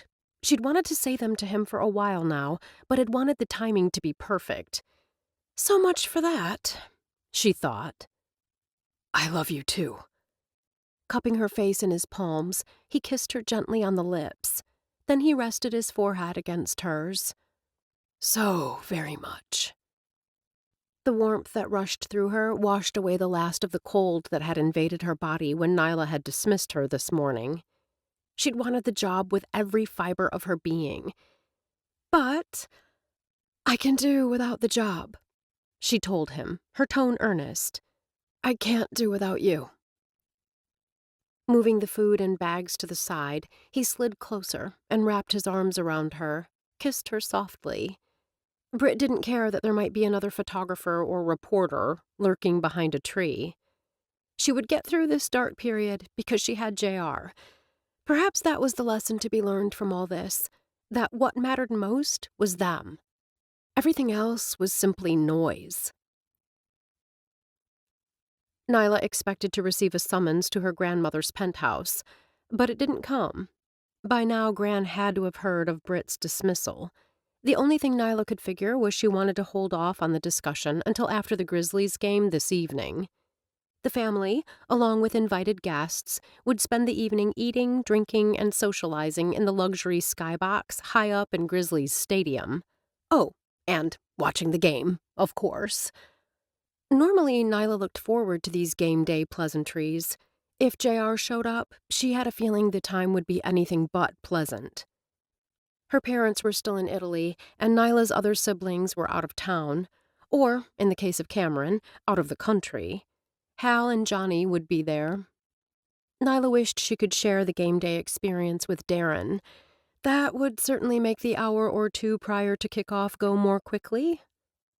Dressed in team colors of black and orange, Nyla strolled into the skybox, feeling edgy and out of sorts. Some of it was having to let Britt go. Some of it was not hearing from Darren the past few days, which was fine. He had his life, she had hers. "Miss Driscoll, may I get you a glass of champagne?" Molly, who was also a student at the University of Denver, was a familiar face. The young woman had worked as part of the wait staff in this particular skybox for the past 3 years. "Or an appetizer?" "I'm fine, thanks. Please, continue with your preparations." The canapes, shrimp, and sushi were still covered, and bottles of champagne were still on the cart. "If you need anything, please let me know." "I will." Nyla moved to the window overlooking the field. Though there were several televisions in the suite, viewing the fans' arrival through the window made her feel like she was part of the action. She wondered if Darren was down there somewhere. Grizzlies games were must-see events in Denver. Did the fact that the team was owned by the Driscoll family keep him away? Her gaze was drawn from the stadium seating to the Jumbotron. The giant state-of-the-art LED screen was one of the largest in the country. A feature about Kevin Daniels filled the screen. Nyla had to admit the montage, featuring a combination of big plays, heart-tugging short pieces about his friend with DMD and the reason behind his philanthropy, as well as bloopers involving a lot of laughter, offered a good snapshot of what the young player was all about. It appeared Britt had a talent for social media, and for hooking up with rich men. "Nyla?" Recognizing her brother's voice, Nyla took a moment before she turned. When she did, she froze. It was her brother, all right, with his arm casually slung around the shoulders of Britt Appleton. Britt had urged JR to attend the game without her. He wouldn't hear of it. Since they no longer had to keep their relationship quiet, he could see no reason not to go together. What had changed her mind, though, wasn't that part of his argument. It was when he said Nyla would feel she'd won if Britt wasn't with him tonight. Which was why she stood here now, in her black leggings, velocity high tops, and long-sleeved Grizzlies tee, facing down a clearly shocked Nyla. JR's arm slipped around Britt's shoulders as his sister turned, in a gesture that said where he stood more than any words could. Nyla opened her mouth, but before she had a chance to say anything, Johnny and Hal arrived, along with several friends and business associates. The moment for any private conversation had passed. Unlike Nyla, Hal didn't appear surprised to see Britt. After giving her granddaughter a hug, she moved to Britt's side. Extending her hands, Hal scanned her face with a concerned gaze. "I was so worried. I'm glad you're here." Britt squeezed Hal's hands and met her eyes. "You read the story?" "Piece of trash." Hal made a dismissive sound. Psh, I remember you telling me about Mars. You called him a rich, privileged playboy. Then told me you'd fallen for a nice, down-to-earth guy who was sweet and loving and absolutely amazing. Hal shifted her gaze to JR. That's my grandson. Except Britt didn't know it at the time. JR responded. I may not have gotten the name right, but I knew you. Releasing Hal's hands, Britt turned to JR just as Nyla sauntered over. You're going public with your relationship. Nyla's voice was as cool and emotionless as her eyes. We are. JR studied his sister for a long moment. You're going to have to deal with it, because you'll be seeing a lot of her. Nyla. Britt stepped forward. As much as she appreciated Hal and JR's support, she needed to speak for herself. While I don't agree with your decision to end my internship, I accept that the decision was yours to make. You're in charge, and it's your right to do what you think is best for the Grizzlies organization. I want you to know that I harbor no hard feelings. Britt extended her hand. For one awful moment, she feared Nyla would ignore it. Then Nyla's hand closed over hers for a strong shake. For JR's sake, I suppose, Nyla began. No, Britt interrupted, pointing to Nyla and then back to herself. This, right here, is between you and me. Forget JR and your grandmother. I don't want them in the middle of this. Just you and me. Nyla blew out a breath, and Britt could practically see the struggle. No hard feelings. Though the admission came reluctantly, Britt smiled. If Nyla couldn't have given this to her honestly, she wouldn't have. Good. Britt turned and smiled at JR. I could use some champagne. What about you? Chapter 6. When William DeVell strolled into the skybox shortly before kickoff, JR's pulse quickened. He recalled inviting Bill, but hadn't gotten a firm answer on whether he'd show up tonight. The fact that Bill was here told JR he didn't hold today's last-minute cancellation against him. JR introduced him to Britt, and the two were quickly joking and talking like old friends. Britt was pretty and charming, but there was also a genuineness about her that shone through. I enjoy being in the stands, but this is nice too. Bill glanced around the luxury box, a glass of champagne now in his hand.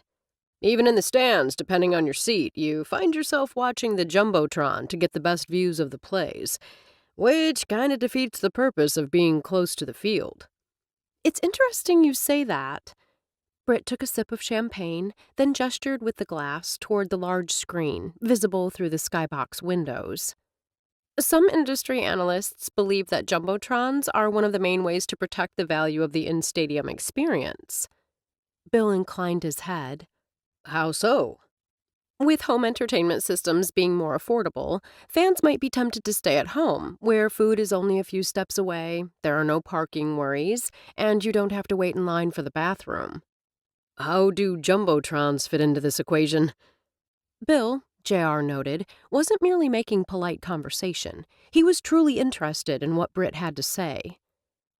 This LED display is 23,040 square feet of 1080 HD video. You can't get that same experience at home. Britt smiled. In the beginning, the screen was used to show the game, obviously, the players' stats and replays, and, of course, ads. Bill smiled. Of course. Now, in addition to tweets from fans, you'll see up-close and personal clips, such as those tonight featuring Kevin Daniels, one of the Grizzlies players. I'm impressed. Bill slanted a glance at JR. She really knows her stuff. There's a lot more to Britt than a pretty face. JR shot her a wink.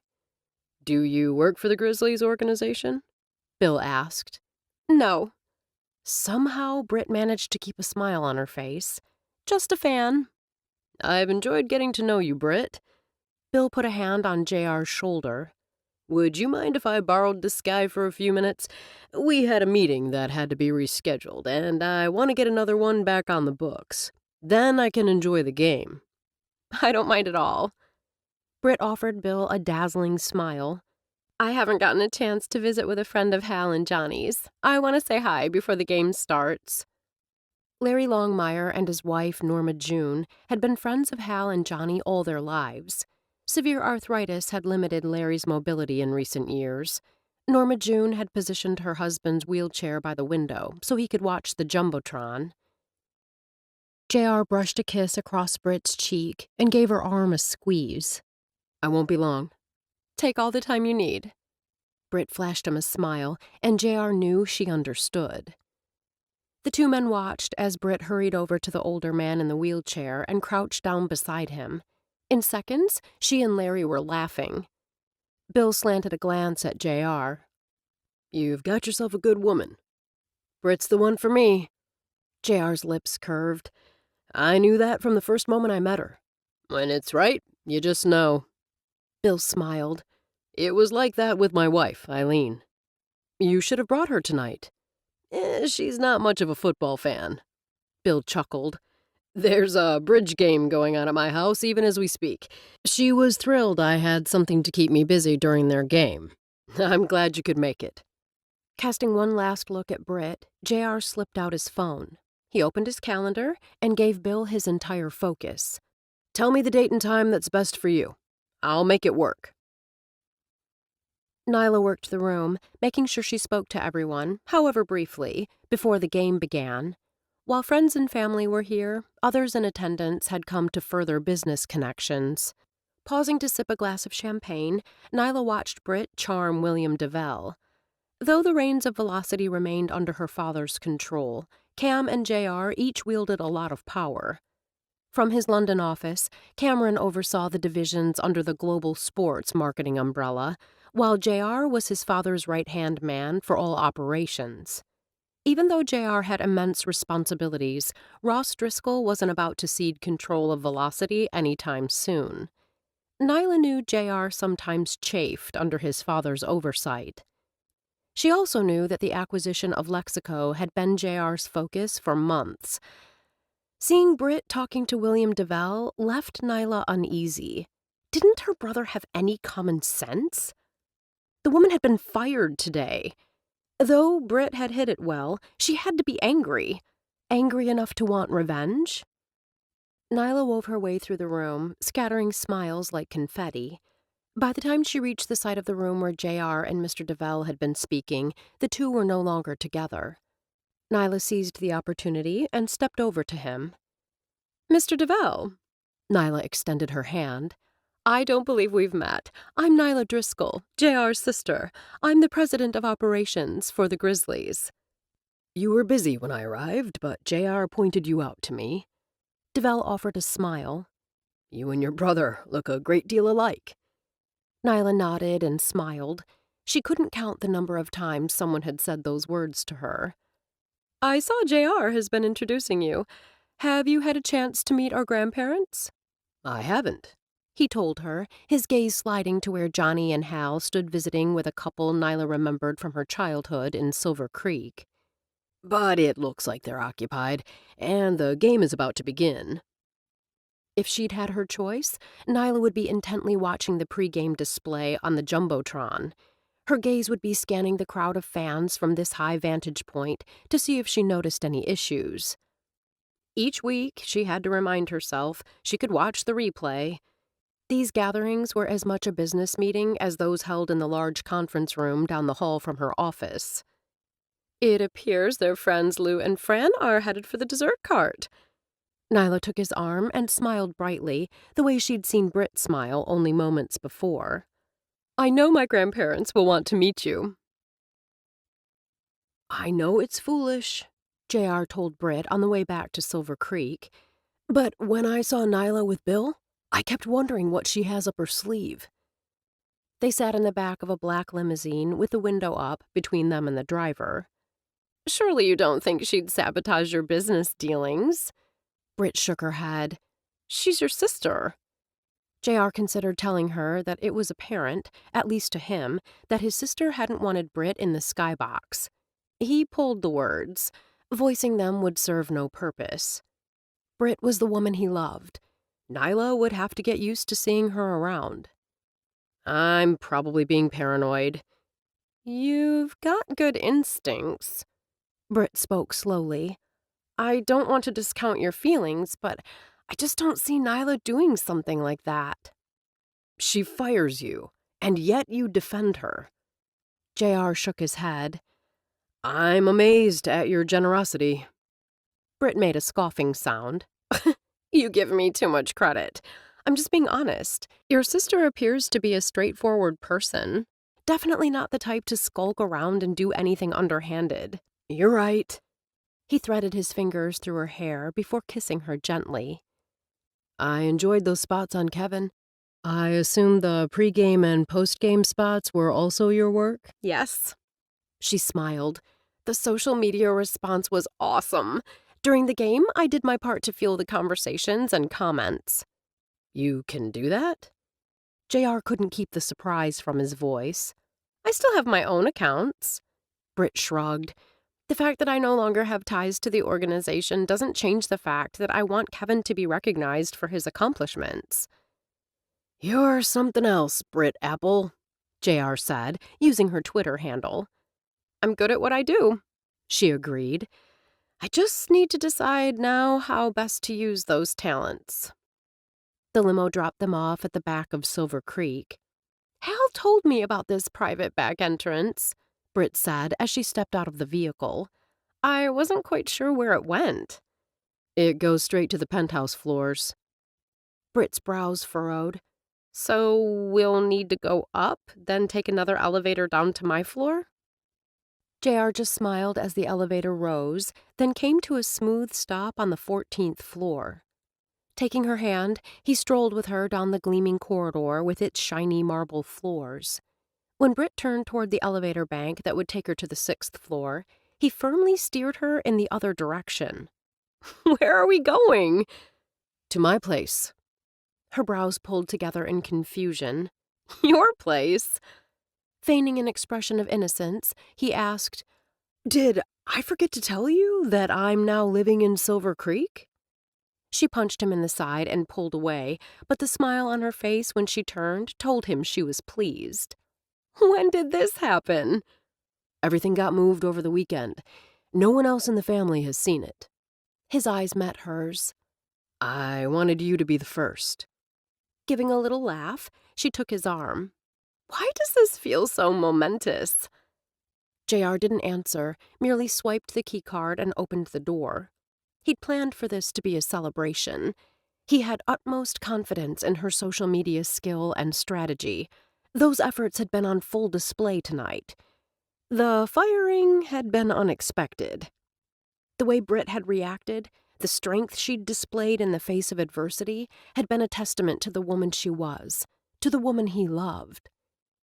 That she loved him as much as he loved her was enough of a reason to celebrate. He flicked on the light. Britt gasped. The immense living area was filled with red balloons, some floating near the ceiling with glittery ribbons trailing, and others covering the sofas and chairs. The sweet scent of fresh flowers filled the air. The soft music playing in the background added to the romantic feel. JR watched Britt stride deeper into the room. She stopped by a silver bucket holding a chilled bottle of champagne and turned. The tears in her eyes had him hurrying toward her. This is amazing! Emotion deepened her voice as she blinked back tears and gestured wide with one arm. You went to all this trouble for me? Taking her in his arms, he held her close. This is our night to celebrate. Just the two of us. I don't know what to say, she said in a shaky voice. I want you to be my wife.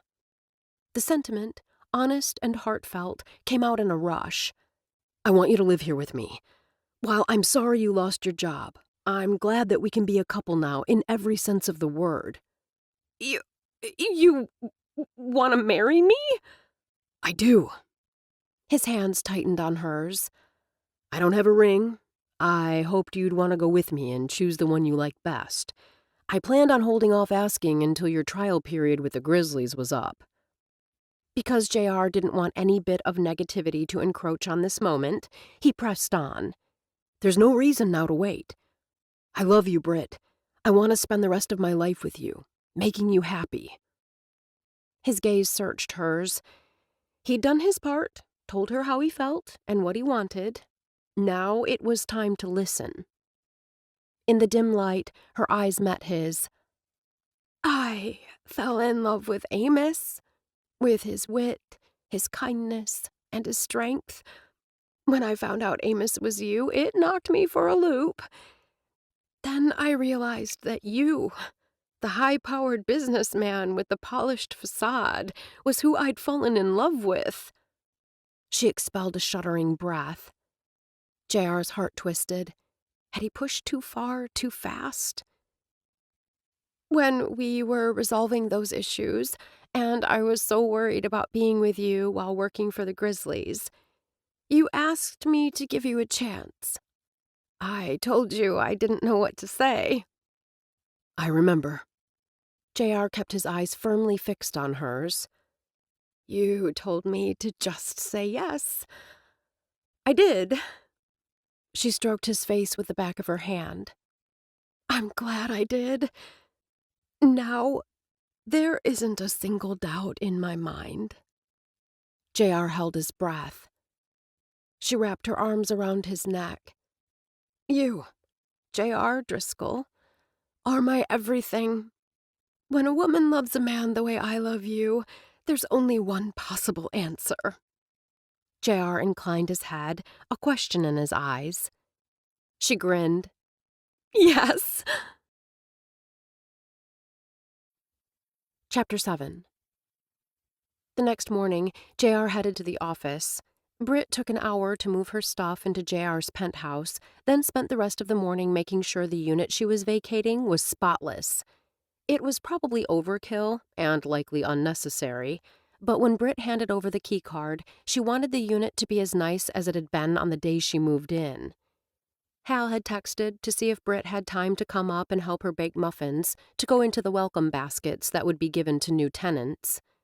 The one thing Britt had right now was time. Once she helped Hal, she would sit down and figure out her next step, career-wise. For now, she would simply enjoy the day. She considered calling her sister to tell her she was engaged, but decided to wait until she could show her the ring. Her parents could wait a little longer, too. She could just hear them tell her it had happened too fast. While Britt accepted that this was a whirlwind courtship, she knew in her heart it was right. Nobody was going to convince her otherwise. Britt took the muffins out of the pan and put them on the wire cooling rack. She straightened and smiled at Hal. "I'm glad we made a second batch. I haven't had a coffee cake muffin in ages." The first muffins they'd baked had smelled so good, she and Hal had decided to set some aside for their own pleasure, necessitating making a second batch for the new tenants. "Now that these are cooling, let's step outside and enjoy the gorgeous fall weather." When Britt protested the kitchen still needed to be cleaned up, Hal shook her head. "Yesterday was a long day for you, and you and I have been busy since you got here." Hal offered Britt a warm smile. "Let's sit, have a cup of coffee, and a muffin." "Sounds nice." Once they were out on the rooftop terrace, they drank coffee, ate one muffin each, then split a second, the conversation on last night's game. Britt was tempted to tell Hal about her engagement to JR, but knew that was something JR would want them to do together. "I love your rooftop." Britt tipped her face to the sun. "Feeling the warmth on my face while indulging in these fabulous muffins?" Hal took a sip of coffee, a smile lifting her lips as she glanced at her partially eaten second muffin. "These are terrific." "Hal?" Britt hesitated. "Since it's just you and me now, I want to ask you something, and I want you to be honest. Do you still want me working for you?" A puzzled frown furrowed Hal's brow. "Why are you asking such a question?" "Because of the situation at the Grizzlies." Britt swallowed hard at the sudden lump in her throat. "All the negative press I brought to the Driscoll family." "Are we back to that silly article?" Hal made a pfft sound and waved a dismissive hand. As I told you last night, that kind of tabloid trash is just par for the course when you're in the public eye. I know that's what you said, but it's just you and me now. Britt. Hal's voice turned low and soothing. I meant what I said. You and me, we're good. I'd love to have you work for me as much and as long as you'd like. The same goes for your apartment. Keep it as long as you like. Actually, Britt slipped a hand into her pocket and pulled out the key card. I moved out. I know you'll have a cleaning crew come in, but I left it spotless. Hal took the card, her gaze searching Britt's face. Where will you go? The concern in Hal's voice warmed Britt's heart. I've moved in with JR. You've what? Nyla's voice from the doorway had both Hal and Britt jumping. Hal recovered more quickly than Britt. Nyla, come join us for coffee and muffins. Hal motioned her over. Britt and I finished our baking and decided to enjoy the beautiful fall day. Nyla's gaze shifted from her grandmother to Britt, then back to Hal. Britt wished she hadn't taken the last bite of muffin, as it was currently lodged in her throat. She lifted her cup and swigged some coffee, breaking the log jam. When she looked up, Nyla stood in front of her. Britt cleared her throat and gestured to the pretty plate. Hal's right. The muffins are excellent. You really should try one. You moved in with my brother. Why did it sound like an accusation rather than a question? Though her chin inched up just a little, Britt smiled. I did. Nyla swung an accusatory glance toward her grandmother. You approve of this? Sit down, Nyla. Hal's tone brooked no argument. Take a breath. Jerking out one of the patio chairs with unnecessary force, Nyla sat. Britt didn't know which was worse, having JR's sister loom over her like an angry specter, or having her and her cold blue eyes sitting directly across from her. She lifted the china cup to her lips and took a sip. Britt reminded herself that this woman was JR's sister, someone he loved. Putting herself in Nyla's shoes, Britt told herself it was only natural she would be protective, especially because Nyla didn't know the whole story. What you read in the article was true. Setting down her cup, Britt spoke in a calm, conversational tone. As far as it went. Then Britt proceeded to lay it out for Nyla, starting with the deadline on the application, putting JR's name down as a reference, and running into Hal, and then JR in his Amos disguise. To her credit, Nyla listened in silence, not once interrupting, even when Britt had to pause to soothe her dry throat with coffee. I meant what I said in your office. I love your brother. For the first time, Britt's voice trembled with emotion. He loves me. If you say this has been fast, I'd agree.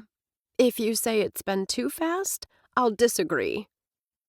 Two lines formed between Nyla's dark brows. Moving her muffin and coffee cup aside, Britt leaned forward. I didn't fall in love with your brother because he's wealthy. I fell in love with him, the man who loves chess as much as I do, who respects my goals and aspirations, a man who would drop everything if he thought I needed him. I remember when Britt told me she was falling in love with Amos. Hal's lips lifted in a soft smile. She chuckled. At the time, I was horrified, until I realized that she loved my grandson, even without the trappings of wealth and power. Hal's gaze settled on Nyla. Isn't that what we all want? To find that special someone who loves us for the person we are? Absently, Nyla broke off a piece of the muffin that Hal had set before her while Britt had been talking. Thank you for sharing that information. It explains a great deal. Nyla hesitated for a long moment. However, I will not be reversing my earlier decision to terminate your internship. Hal opened her mouth, but Britt waved her silent. I've been giving this some thought. I also believe it's best, because of my involvement with your brother, that I don't work for the Grizzlies. But Britt! Hal's eyes darkened with concern. Working for the Grizzlies was why you came to Denver. You're a whiz at what you do." Hal shot a look at Nyla, who only pressed her lips together. "How can I regret coming to Denver when it led me to JR? And to you?" Britt reached over to give Hal's hand a squeeze. "Working with Kevin these past few weeks has made me realize how much I enjoy working one-on-one with an athlete to bolster their social media presence." Hal's face brightened with a broad smile. "I should have guessed you'd already have a new plan. Tell me what you're envisioning." "I will, once I have all the details worked out in my head." Britt refocused on Nyla. "You say you want complete honesty, Nyla. So here it is. I feel your decision to fire me was a mistake. It was short-sighted and reactionary. But, again, it's your team. I hope we can move on from this. Perhaps one day even be friends." Nyla studied Britt for a long moment. "You say all the right things, but I'm still not convinced I can trust you." "Nyla Jean!" Hal began. "Gran, June Parker fooled us all. I won't make the mistake of trusting too easily again." Nyla stood, then leaned over to give her grandmother a hug. "I'll let myself out." Britt sat in silence, watching Nyla stride away, and thought that whatever June Parker did, it must have been big. Chapter 8. Nyla decided to set up a meeting with her brother the next morning. She frowned when his phone automatically transferred her to Elvira Sweet. "Mrs. Sweet, this is Nyla. Is my brother available?" "I'm sorry, Ms. Driscoll. Your brother is in meetings all morning and instructed he should not be disturbed." Glancing at her own schedule on her tablet screen, Nyla considered her options. Starting at 2, she had back-to-back meetings. Still, she needed to speak with JR about Britt. Determining how strong a hold Britt had on him would guide her next steps. Unfortunately, that needed to be done personally, not over the phone. And since JR and Britt were now living together, simply popping over to speak with him after work wasn't an option. "What about his schedule this afternoon?" Nyla asked, already mentally rearranging her calendar. "Booked solid. May I give him a message?" "Is he having lunch with someone?" "This is his day to play basketball over lunch." "Oh, he and Mr. Boone just left." "Thank you, Mrs. Sweet. Do you want to leave him a message?" "Not at this time. Have a nice day." Nyla was out the door before she ended the call. She didn't need much of her brother's time, and this worked perfectly with her own schedule. JR and a few friends had been meeting at the Triangle Club, a fitness center not far from his office, to play basketball for years. Her brother insisted that playing against other teams was a great way to relieve stress and have fun. Since JR had a strong competitive streak, Nyla wasn't sure how relaxing the game could be, but that wasn't her concern. She had the driver drop her off at the door. The fact that she had her own membership at the club made searching for her brother easy. She flashed her card and headed straight back to the gymnasium. The majority of the room was devoted to the court, with only a small set of bleachers on one side. Nyla spotted JR. He had the ball and was driving toward the net. He pivoted, paused, and his hand was up to shoot when he was fouled. "Foul," Boone called out. "Bullshit." Nyla, who'd been settling herself on the uncomfortable bleachers, went on high alert. She recognized that voice. She looked up to see Darren extend a hand down to JR on the floor. Ignoring the gesture, JR got up on his own. Only then did Darren's gaze shift to her. When their eyes locked, Nyla couldn't look away. His blonde hair was damp with sweat, making it curl more than normal. Though dressed in gym shorts and a t-shirt, he stole her breath. The game continued with the two teams evenly matched. Nyla wondered how JR's team had ended up playing a team that not only boasted one flock, but two. It had been a while since Nyla had seen Gavin flock, but she recognized Darren's brother immediately. Though he and Darren shared a great many of the same physical characteristics, Gavin lacked Darren's ready smile and charm. When the game ended with JR's team the winners, Nyla slowly rose. JR caught her eye and trotted over. "Nyla, I didn't expect to see you here. Everything okay with the family?" "As far as I know, they're all fine. I wanted to speak with you for a few minutes." I could give you a ride back to the office. Sure, that works. JR shouted to his friend. Boone, I'm catching a ride with my sister. Boone gave a nod and disappeared through the doorway leading to the men's locker room.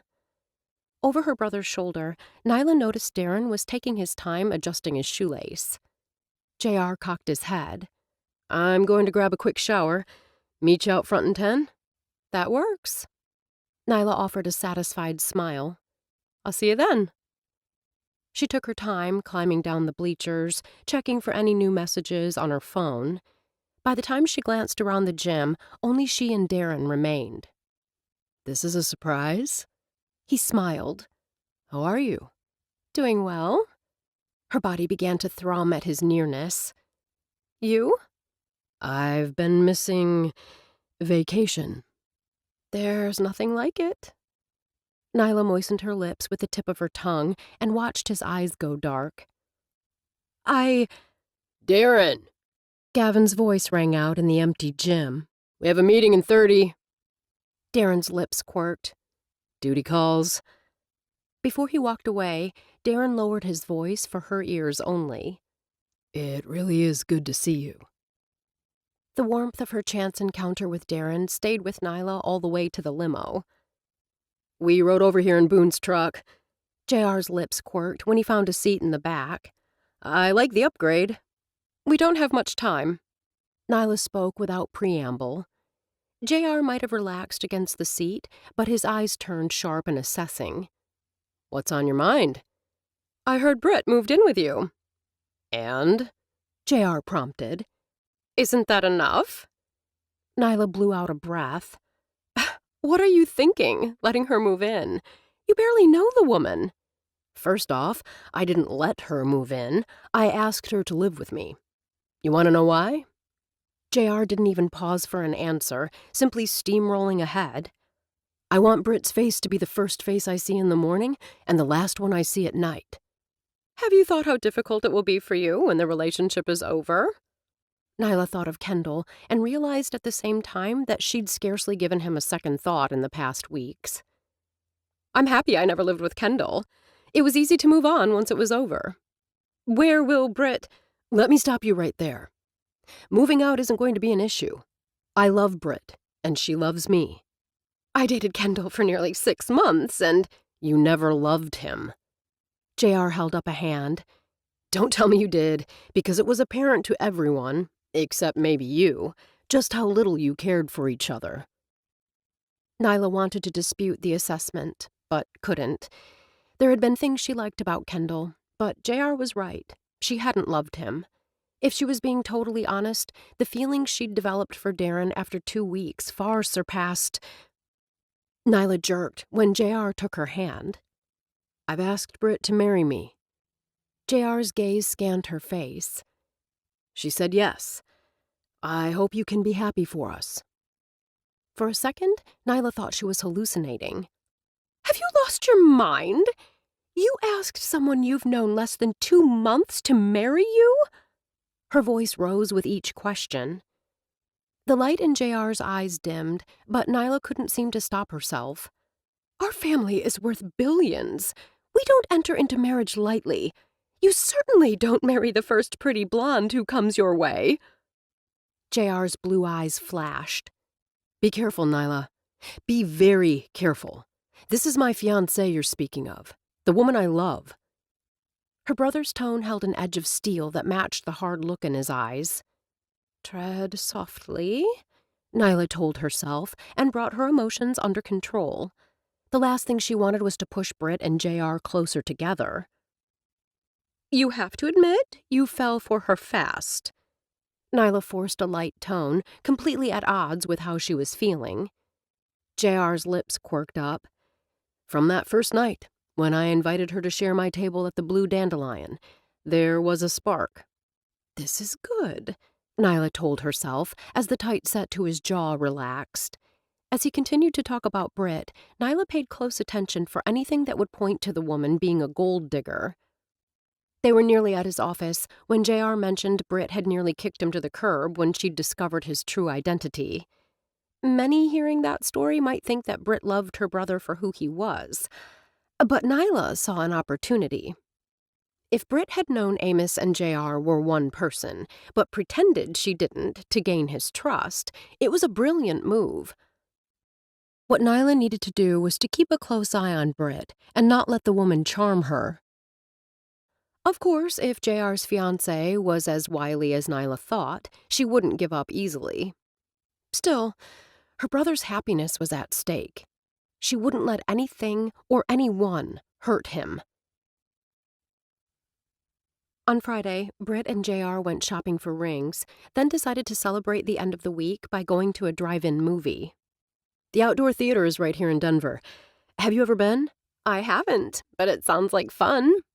More than that, it sounded relaxing. Her, him, alone in the dark. Britt put a hand on JR's arm. I remember when Amos and I went to that movie at that Art Deco theater.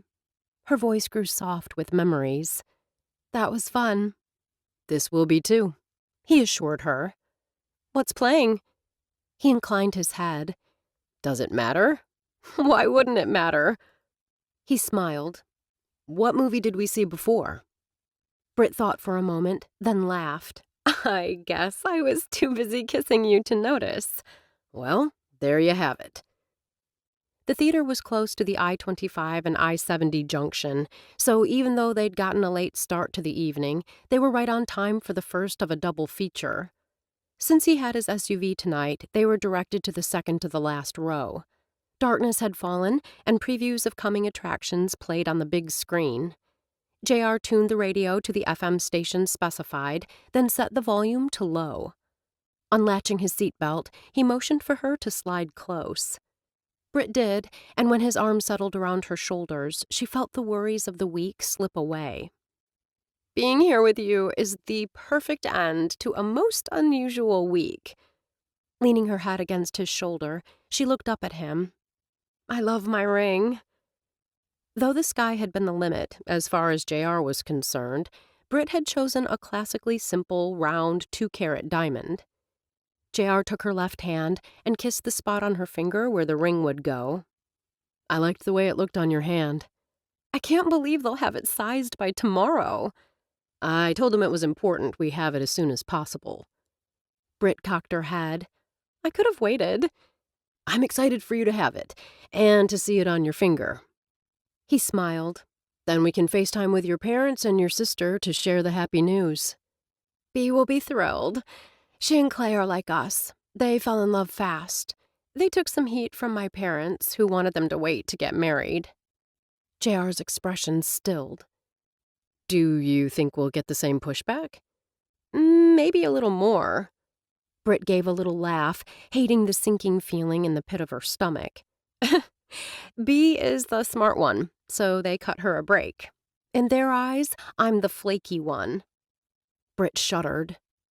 JR stroked her arm, and when he spoke, his tone was soothing. If I can handle my sister's reaction, you and I can handle your parents. Nyla knows about our engagement? Britt pulled her brows together. I thought we were going to tell your family together once I had the ring. I was excited and couldn't not tell her. Let me guess. She thinks you're making a huge mistake. Though JR hesitated for only a second, it was long enough for Britt to know she'd hit the bullseye. I'm sorry. She cuddled against him. I know that must have been difficult. She'll come around when she sees how happy we are. Enough of this talk, Britt thought.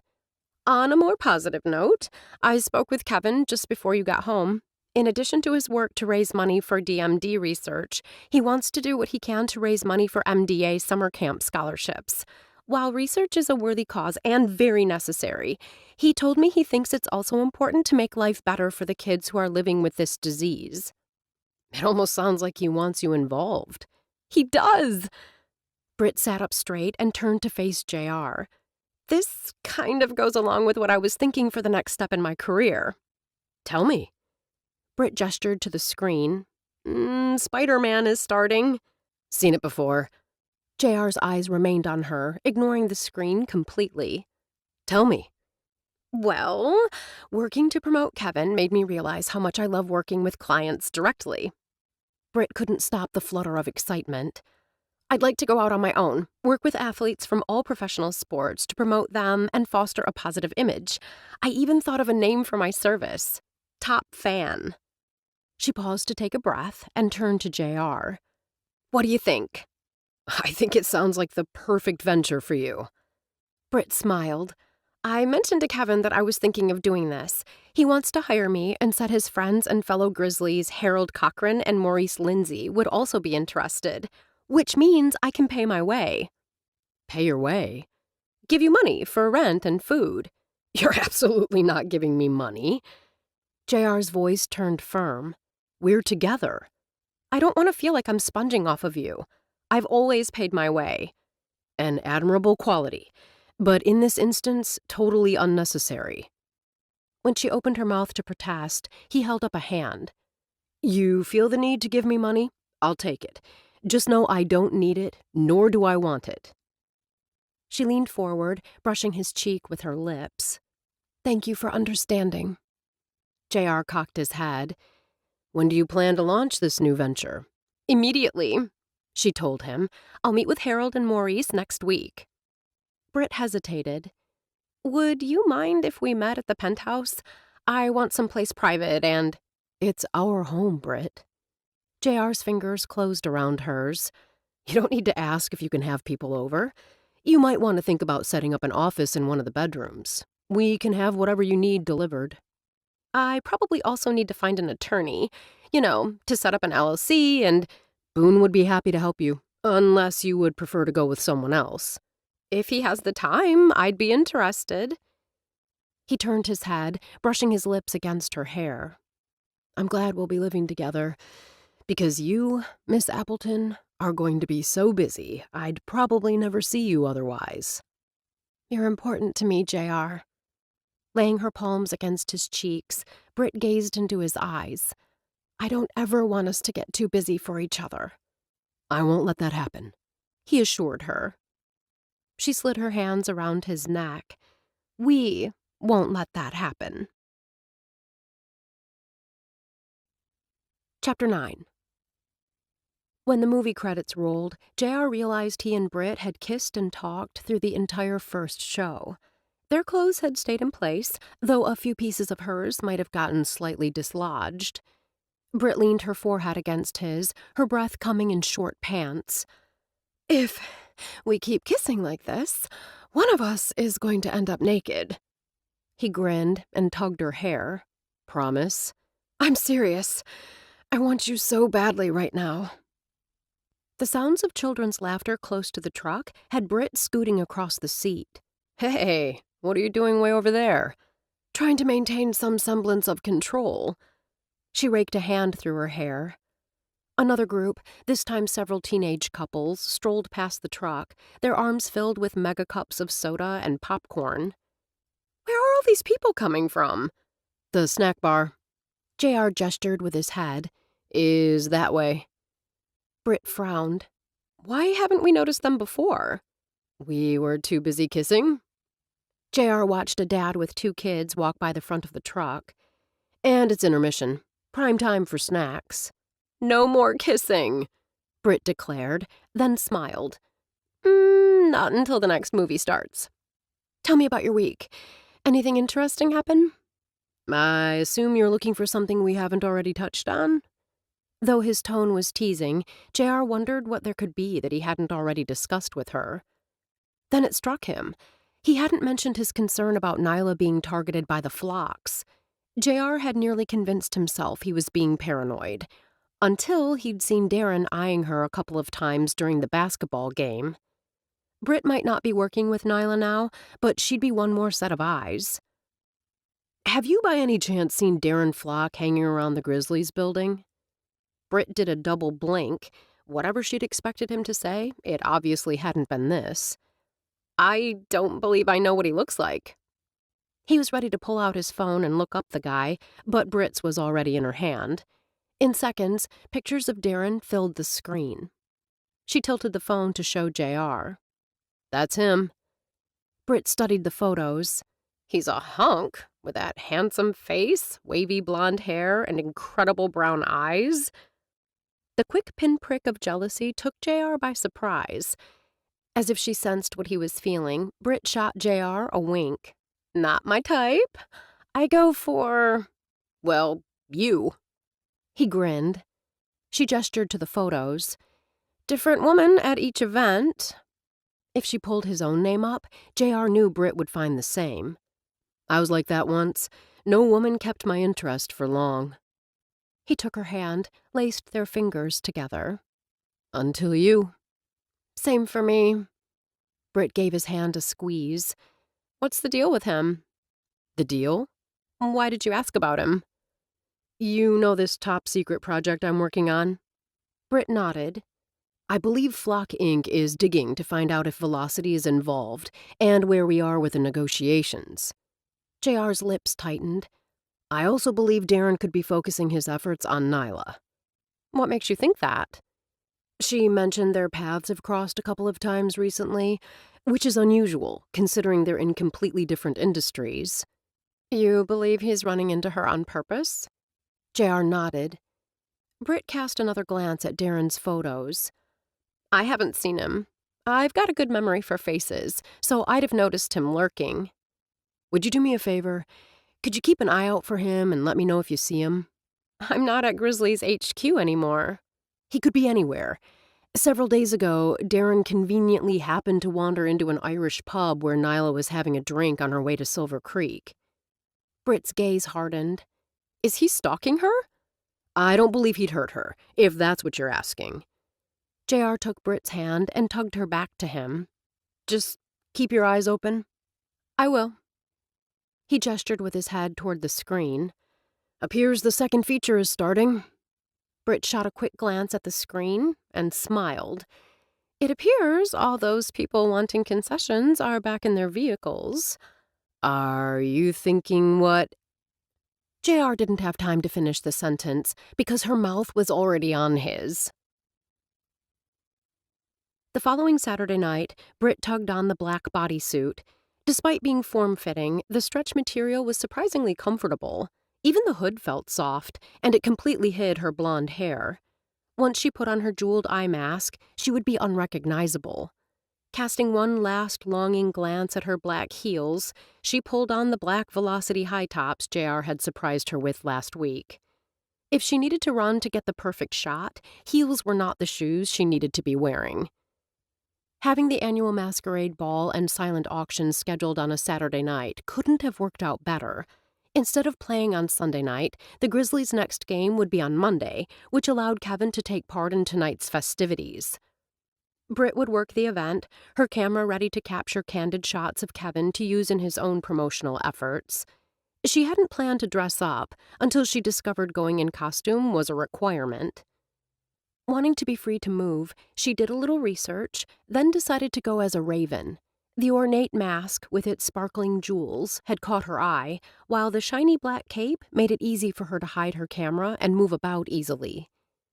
JR wore a gold Bauda mask, along with a black and gold tuxedo jacket with sequins. Just thinking of the outfit made Britt smile.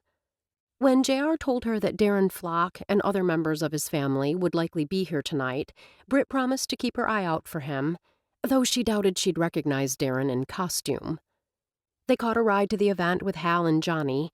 Johnny's black tux and chrome Roman mask suited him perfectly. Hal, resplendent in a burgundy gown, wore a bejeweled, ornate silver eye mask. You both look amazing! Britt gazed admiringly at the couple as she relaxed against the plush leather seat of the limo. As do you, my dear. Hal leaned over to pat her hand. If I didn't know you, I'd never recognize you. That outfit is... Hal fluttered her hand in the air as if searching for the right words. Crazy fun, Britt supplied. Hal snorted out a laugh. Yes, crazy fun. Britt chose her next words carefully. Since JR had told her to be on the lookout for any encounters between Darren and Nyla, it would help for her to be able to identify his sister. I bet Nyla's outfit is amazing. Britt pasted on an interested smile. Nyla isn't much for masquerade balls.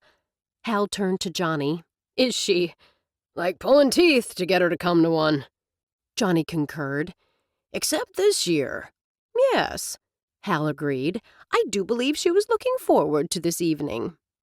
JR's gaze shifted from his grandmother to Britt. "Why the change?"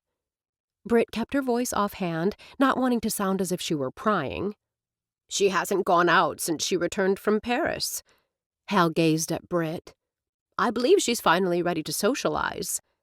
"Though most of my time will be spent working, I'm looking forward to having some fun." Britt looped her arm through JR's. "Make time for yourself." Hal's gaze met hers. "Enjoy the evening." Britt smiled at JR. "Count on it."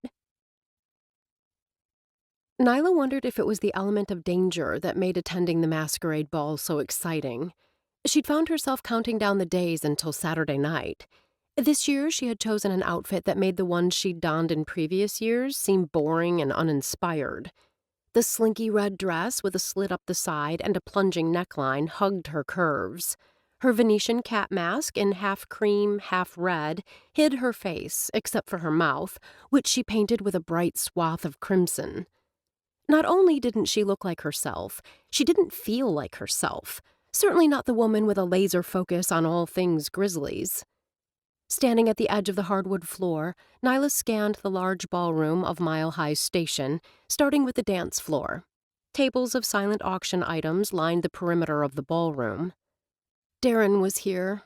Somewhere. He should be easy to recognize if he followed through with his plan to wear a Day of the Dead full-face mask coupled with a white tux. Right now, she didn't see anyone who fit that description. She wandered through the crowd, ignoring the admiring glances. Shortly after she'd arrived, she spotted Britt. She might not have recognized the woman if she hadn't noticed her whipping out the camera to grab photos of Kevin Daniels in a black tux and a simple silver eye mask. There was no mistaking the broad-shouldered player.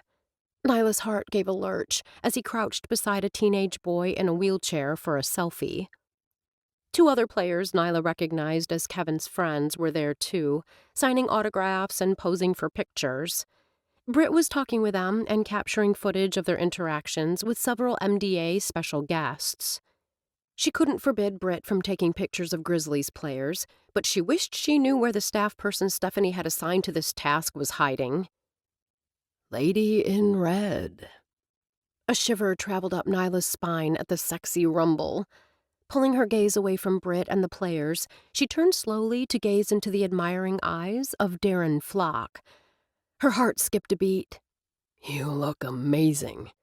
"I'd say the same," she said dryly, "but that skeleton mask gives me the willies." Darren chuckled and took her arm. "Totally not something I would normally wear. I looked in the mirror and didn't recognize myself." Nyla moved her arm, dislodging his hand. Darren inclined his head. "Best to be safe?" Those brown eyes darkened, then he exhaled a breath. "You're right. We never know who might be watching." Nyla thought of Britt and JR and that relatively innocent kiss that had led to the end of Britt's trial period. Yes, you never knew who might be watching. Even though Darren didn't touch her again, Nyla enjoyed having him by her side.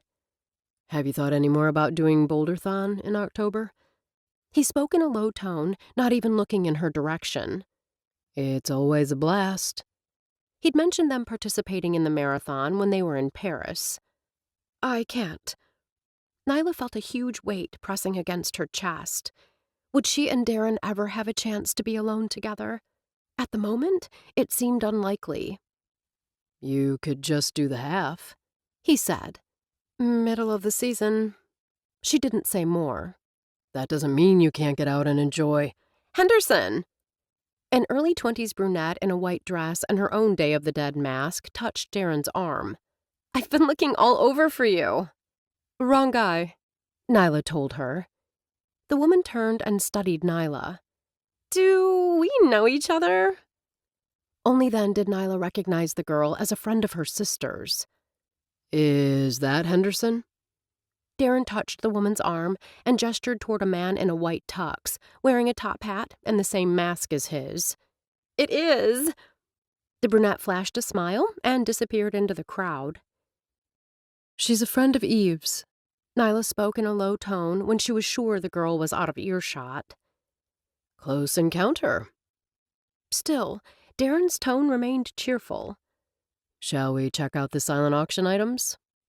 There were several items that interested Nyla, but they obviously also interested quite a few others in attendance. She was happy to see the bidding high. She wanted the organization to raise as much money as possible, and lots of bids would mean she didn't have to put her name on the bid sheet and be identified. This Napa balloon flight looks interesting. Darren never looked in her direction. He murmured the words as if he was speaking to himself. She moved just a little closer to study the photo and description. She adored Napa. Several times she'd seen balloons soaring overhead, but had never taken the time to go up. Fun, was all she said. I'm bidding on it. Pulling out his phone, Darren sent a quick text, then casually moved to the next table. Who did you text? Nyla's tone remained low, her lips barely moving. The organizer. He's a friend. Darren slipped the phone into his pocket. He'll put in my bid. Nyla inclined her head ever so slightly. What are you going to do if you win? As if forgetting the need to keep his distance, Darren leaned close and whispered in her ear. Find a time when we're both free? Chapter 10. Britt had heard Hal call the gorgeous woman in the slinky dress Nyla, so there was no denying it was her. She wasn't sure what she'd expected JR's sister to wear to tonight's festivities, but it hadn't been a cat mask that covered most of her face. Nor had it been a red dress that fit her like a glove and showed off an amazing figure with curves in all the right places. Nyla's black patent leather Louboutins with their red soles accentuated her long legs and had Britt sighing with shoe envy. Britt dropped her gaze to her high tops. At least her feet wouldn't hurt at the end of the evening. Still, she'd rather be wearing heels. There was something about heels that made any outfit look better. She'd gotten enough pictures and videos of Kevin and had decided to give the guy a break and let him enjoy himself without her dogging his every step. With her work for the evening concluded, Britt was on the hunt for JR. She kept searching the crowd and coming up empty. Why was it when you were looking for one person, you kept seeing another? Instead of her fiancé, Britt saw Nyla everywhere, first with Hal and Johnny, and then chatting with a distinguished older gentleman in a tux and a simple black eye mask. Another walk around the ballroom had Britt's gaze settling on Nyla once again. This time, she was dancing with a guy dressed like a mime. Now, Nyla stood close, not quite touching shoulders, to a guy in a white tux at one of the silent auction tables. A hand on her shoulder had Britt whirling. Over the course of the evening, despite her sneakers, she'd had more than her share of guys approach her. She'd sent them all on their way. When she saw the gold Bauda mask and black and gold tuxedo jacket, Britt smiled. This was one fish she wasn't throwing back. Don't you look handsome? The words would have worked with many guys in the ballroom, but this was the only one for her. You look incredibly sexy. JR's lips quirked as his gaze dropped to her shoes. The Velocity high tops look good on you. I love them, though I'd rather be wearing heels, she admitted. But since this is primarily a working event, they allowed me to shift and pivot as I followed Kevin around. JR inclined his head. Where is he now? Not a clue. Britt lifted her hands and let them drop. My work with him is done for the evening. I'm hoping to enjoy the rest of the time with my fiancé. Do you know where he is? As a matter of fact, I do. His eyes twinkled as he held out his hand. She smiled and took the hand he offered. Giving her fingers a squeeze, JR led her out onto the dance floor. Once she was in his arms, he expelled a satisfied breath. The party can now begin. I love seeing all the costumes.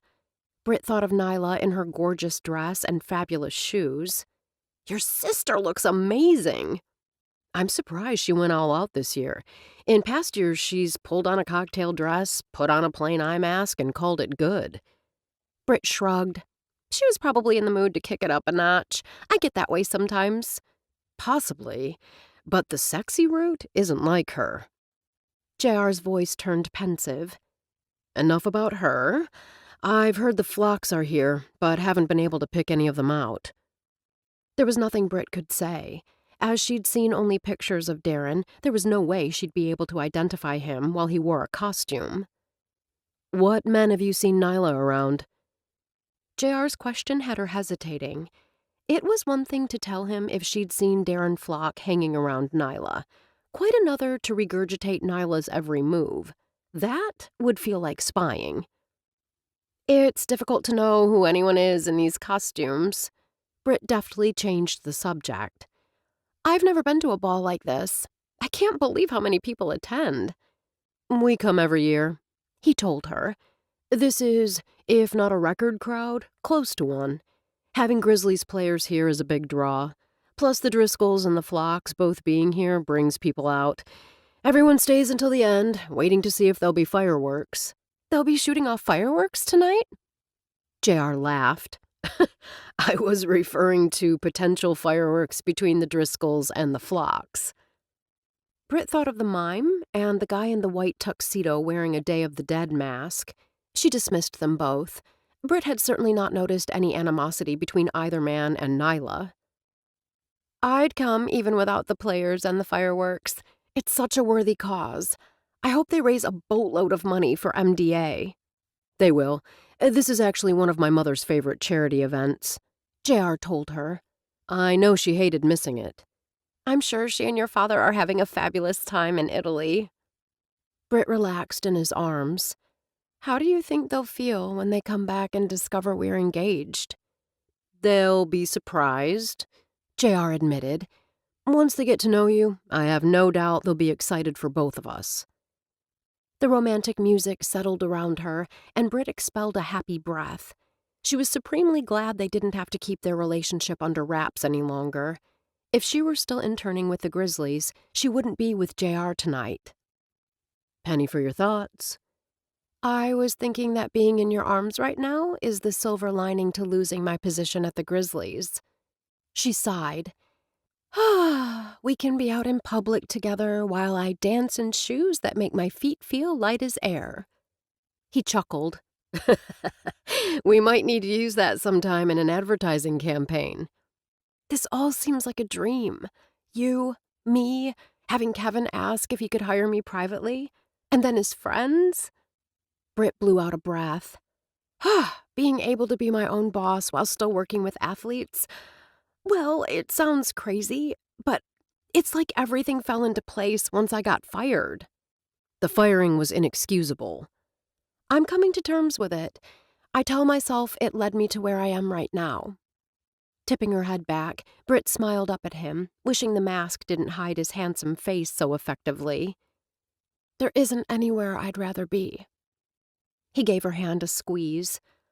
I have a special post-party surprise for you tonight. Britt cocked her head, the beak of her mask nearly sideswiping him. She laughed, feeling carefree and very happy. Tell me what it is. If I did, then it wouldn't be a surprise. I guess not. She rested her head against his chest and saw Nyla in conversation with Boone. That would make the third, or was it the fourth man she'd seen JR's sister speak with this evening?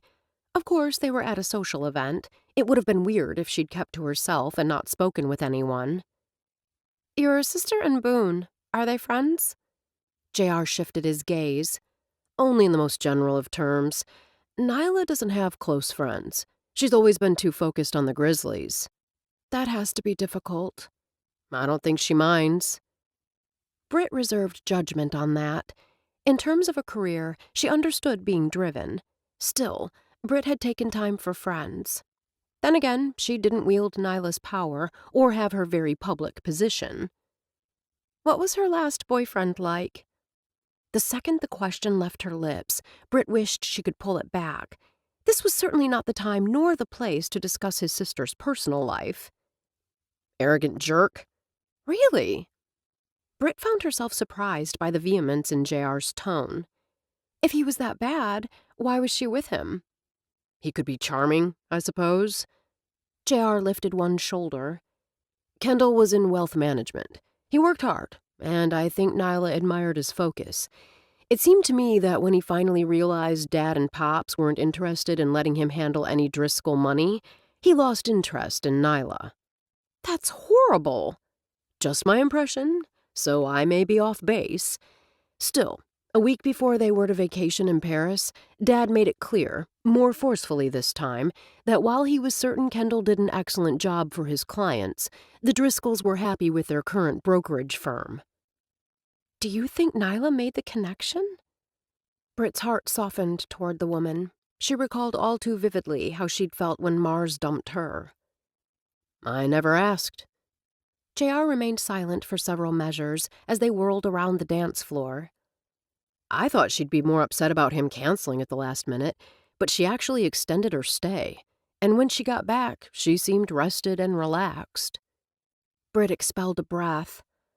I've never been to Paris, but if I had a trip planned, I'd be really bummed if everything blew up at the last minute. It takes a strong woman to rise from those ashes. It's been a bit of a rocky start for the two of you, but I can see you eventually being friends. Britt heard the hope in his voice. She knew how much family meant to him. I'll do my best to make that happen. Let's go. He paused. If you're ready to leave. Depends. She inclined her head. Are you ready to give me my surprise? He chuckled. I've been ready since we arrived here tonight. What are we waiting for? Glancing down at her shoes, she grabbed his hand. Race you to the exit. Once they were outside, the car was called. When it arrived, JR spoke in low tones to the driver. Though Britt strained to hear, she couldn't make out a word he said. Something told her they weren't heading straight home. It was strange how she'd begun to think of JR's penthouse as home in such a short time. Home is where the heart is. The trite saying, so true in her situation, had Britt smiling. That smile widened minutes later when the driver pulled to a stop in front of the Patterson Inn on East 11th Avenue. Britt only stared when the driver got out and opened her door, holding out a hand to her. Ma'am, he said again. She took the hand he offered and, once on the sidewalk, watched him remove an overnight bag from the trunk. A bag she hadn't packed. What's going on? As the limo drove off, JR gestured to the brick and stone Croak-Patterson-Campbell mansion that loomed before them. Remember the Capitol Hill tour? A smile lifted Britt's lips. She recalled that afternoon vividly. It had been early on, not long after she'd arrived in Denver. She and Amos had taken the walking tour, and she'd been fascinated by this particular Victorian home and the ghost tales. You told me that day that when you got the job with the Grizzlies, you were going to treat yourself and spend the night here. I know you didn't get the job, but in a way you did.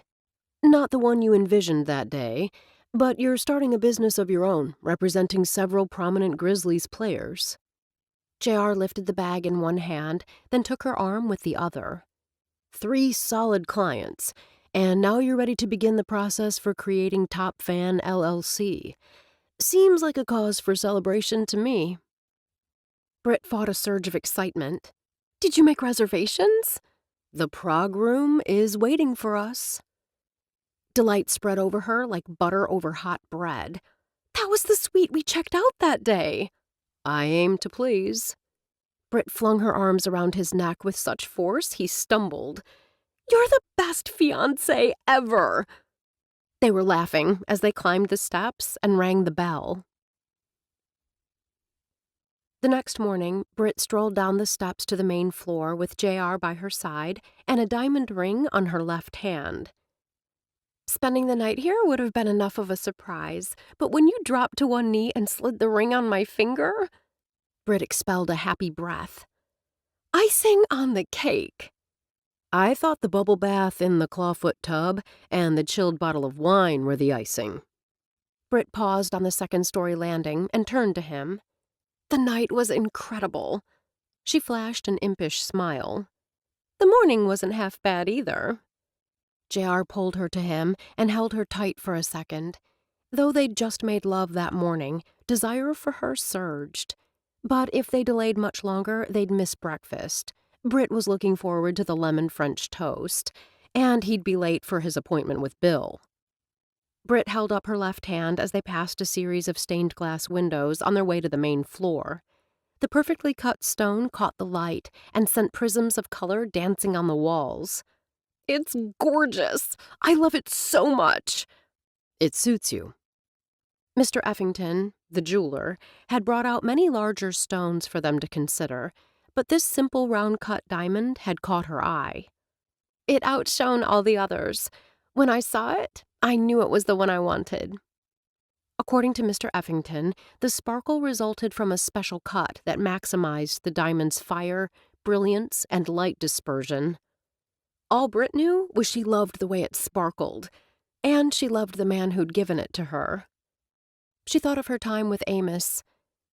"You know, don't you, that I'd have loved any ring from you. This one is special because we picked it out together, but any ring that came from you would make me happy." He smiled, then leaned over and kissed her.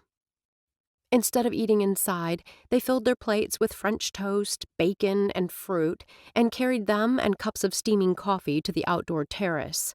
Though the day was overcast, it was pleasantly warm with a light breeze. Britt quickly dug into her French toast. "I don't understand why everyone isn't out here with us." "I'm glad the others wanted to eat inside." JR glanced around, making sure they were truly alone. "It gives us privacy."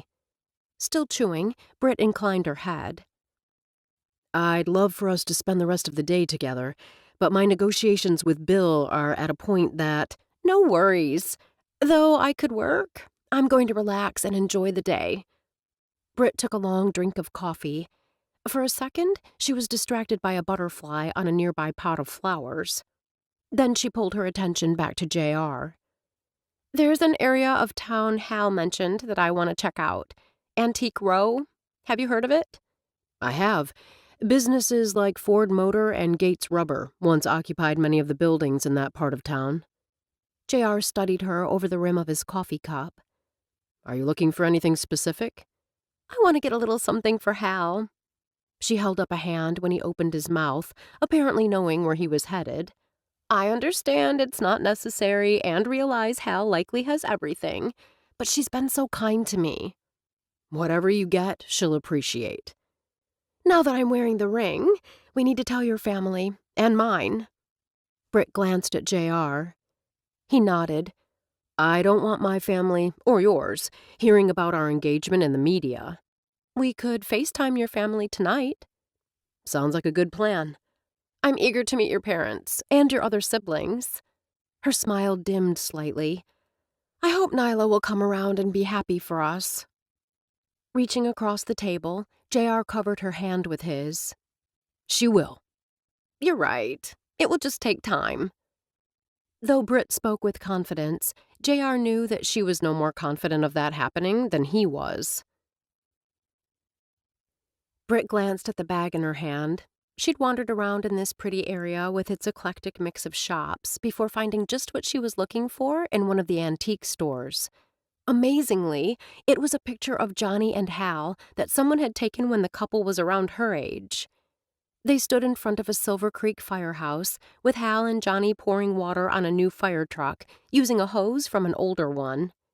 Britt asked the significance, and the owner of the store explained that the way a new engine was christened and an old one retired went back to the beginning of fire service. The tradition, known as a wet down and push in, was still done today in certain firehouses. After the christening, a blessing was offered, not only for the firefighters' safety as they performed their duties, but to ward off evil spirits. Seeing a photo of Johnny and Hal from when they were so young and vibrant made Britt smile. If they already had this photograph, Britt would look for something else and keep this one. She glanced at her phone. It was nearly 2, and her growling stomach reminded her that breakfast had been eons ago.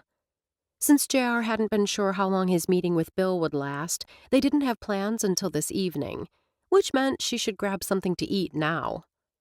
A tea shop touting handmade sandwiches and treats tempted, but Britt decided to try the Mexican cafe boasting an outdoor seating area. She stood in line, waiting for the busy hostess to seat her, when everything in her went cold. Britt might not have seen the man except in photographs, and he was dressed far more casually now, but she recognized Darren Flock immediately. For a second, one split second, Britt wondered if he was following her. Then she noticed his companion. Though the brunette's back was to her, the hair and the cut were too familiar to be anyone else. She narrowed her gaze, her entire focus on the couple. The silvery tinkle of Nyla's laugh wafted on the breeze as Darren brought her hand to his lips for a kiss. The warm smile he shot Nyla radiated affection. Britt waited until Darren sat back before slipping past the wait stand. She wove her way through the small seating area, then came to a stop at Nyla's table. "I'm sorry to interrupt." Darren shifted his focus to her, and Britt discovered that he was even more handsome in person. Britt offered a bright smile. "I noticed you sitting here while I was waiting for a table. I thought I'd come over and say hello." Nyla had known she was playing with fire when she accepted Darren's invitation to lunch. If he'd wanted to meet somewhere close, she'd have said no. But a late lunch in this area of town, far from her office and Silver Creek, had seemed safe. She and Darren had things to discuss, things best said in person rather than by text. I'm glad you could make lunch work. Darren reached across the table, taking her hand and bringing it to his mouth for a kiss. We didn't have much of a chance to talk at the ball. "I still can't believe you purchased that balloon ride in Napa." Releasing her hand, he sat back. Fall is a perfect time for a romantic getaway. He smiled, and her heart gave a lurch. I'm sorry to interrupt." Nyla looked up, and everything inside her froze at the sight of Britt. Pushing back his chair, Darren stood and held out his hand. I don't believe we've met. I'm Darren Flock. Nyla wished Darren hadn't given Britt his name, but then she realized he was right. They needed to act as if being together was no big deal. Britt gave his hand a firm shake. "Brittany Appleton. I used to do some social media for the Grizzlies, but I'm freelancing now." After slanting a glance in Nyla's direction, Darren settled his gaze on her left hand. That's a lovely ring. "Nyla's brother JR and I just got engaged." Congratulations. Darren offered her a warm smile. I'm sure you'll both be very happy. I hadn't heard about the engagement. JR just gave me the ring last night. Britt's curious gaze slid between Darren and Nyla. "I didn't mean to interrupt your date." "This isn't a date." Nyla knew that needed to be made clear. Darren was just leaving. Unlike Nyla, Darren didn't appear at a loss for words. I have a meeting on tap for this afternoon. I was walking by and noticed Nyla sitting here. I stopped to say hello. We went to high school together. That's right. Nyla somehow managed to chuckle. "Eons ago." It was. He agreed. Darren made a sweeping motion with his hand, the gesture encompassing the colorful tables and festive atmosphere. This looks like a nice cafe. I'm going to have to come back for lunch sometime. Congrats again on your engagement. His gaze met Nyla's. Good seeing you. Nyla wasn't ashamed to admit she breathed a sigh of relief when he walked off. Seeing no other option, Nyla gestured to the seat Darren had vacated. "Would you like to join me?" Surprise skittered across Britt's face. Then she smiled. "I'd love to." As Britt sat, Nyla's mind raced, considering options, then discarding them just as quickly. Thankfully, the server appeared to take their order. The talk stayed casual while their drinks and a basket of complimentary chips were brought out.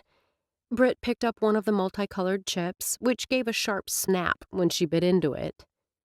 "Your ring is beautiful," Nyla commented, a bit surprised the brightly sparkling stone wasn't larger. She reached for a chip. "Have you set a date?" Shaking her head, Britt took a sip of her club soda. "Not yet." "Really?" Nyla kept her tone casual. That surprises me. Confusion furrowed Britt's brow. Keeping her tone conversational, Nyla continued. I thought you'd be all for tying it up quickly. I mean, you wouldn't want JR changing his mind. Though she was absolutely serious, Nyla went for a tongue-in-cheek tone. Britt surprised her with a laugh. That's not happening. JR loves me as much as I love him. Nyla had planned to befriend Britt to see if she was using her brother. From what she was seeing now, the woman appeared sincere. June Parker also appeared sincere, Nyla remembered. Darren seems like a nice guy. Blinking at the change of subject, Nyla lifted her glass of tea. How long have you been involved with him? Were you two together in Paris? The questions came like two swift slaps. Shots in the dark? Nyla assured herself. We're not involved. You heard him say he was passing by. I saw him kiss your hand. Odd thing to do, if you're not involved. Britt bit into another chip. Nyla willed her expression to remain even. She could handle this. She placed her glass gently on the table. I'm not sure what you saw, but you are mistaken. Furthermore, what I do and who I see is none of your concern. Nyla added a brusqueness to her voice, designed to shut down this line of conversation. I don't want to get into your business, Britt assured her. Then don't, Nyla snapped. Has he been stalking you? What? The ridiculous question caught Nyla off guard. No, of course not. For a second, Britt appeared uncertain. Then this lunch date was planned? It wasn't a date. Let me repeat, whether my path crossing with Darren's is planned or a random occurrence is really none of your concern. Britt leaned forward, her eyes looking violet in the bright sunlight. JR is worried Darren may be deliberately running into you. Nyla waved a dismissive hand.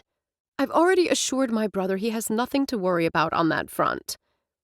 I know how easy it is to be taken in by a handsome, smooth-talking man. Britt's lips lifted in a self-deprecating smile. My ex-boyfriend was that sort. In fact, his nickname was Silver-Tongued Devil. I knew better, but I still got sucked in. I'm not some naive young girl. Darren and I have been casual friends since high school. Yes, Nyla thought. She'd go with Darren's story, since she couldn't think of anything better. It struck Nyla that this evasion, this dancing around the truth, was exactly why she'd fired Britt. She shoved the thought aside. Darren and I are cordial when our paths cross, even though our families would prefer we didn't speak. That has to be difficult. To her credit, it sounded as if Britt really did understand. The tight band that had formed around Nyla's chest eased. I'd like your promise that you won't say anything to JR, or anyone else in the family, about seeing Darren with me today. Britt cocked her head. For a woman who values complete honesty, it sounds as if you're asking me to keep secrets. I'm asking you not to cause unnecessary drama in my family. Nyla said nothing more as the server brought their orders. Considering how she'd treated Britt, she assumed Britt had no intention of keeping her secret. Nyla wouldn't demean herself by resorting to begging or pleading. Besides, that would only make her appear guiltier. You love him. Me? Love Darren? Nyla offered a laugh, even as everything in her went cold. You're crazy. I saw it when you looked at him. When he looked at you. Then you really are seeing things. Pulling out her wallet, Nyla tossed a few bills on the table, leaving her lunch untouched. As lovely as this has been, I need to get back to work. Britt stopped her exit by reaching out and placing a staying hand on her arm. I'm not a gold digger, Nyla. But you're right about one thing. I know a good thing when I find it. And I can tell you that no amount of family drama would keep me from the man I love. Gran will love this picture. JR took another look before handing it back to her. If she has one like it, I've never seen it. Britt twisted around to set the picture on the table behind the sofa, where she was sitting next to her fiancé. Though she hadn't asked yet, Britt decided that JR's meeting with Bill must have gone well. When she'd returned from her shopping trip, she'd found JR at home and in high spirits. How did you like Antique Row? The area is super cute. Britt smiled, thinking of all the shops and restaurants. You and I'll have to have dinner at one of the cafes there sometime. Did you see any you'd like to try? His fingers toyed with a lock of her hair, then moved to massage her neck. Britt knew she had to tell him about running into Nyla before they FaceTimed her parents. I was going to try this Mexican one, but... Britt paused. As much as she didn't want to tell tales on Nyla, she wanted even less to keep secrets from the man she loved. Remember how you told me to keep my eye out for Darren Flock? The fingers on Britt's neck stilled. JR dropped his hand and shifted to face her. You saw him? She nodded. Are you sure it was him? Positive. How do you know for sure? He was with your sister and introduced himself.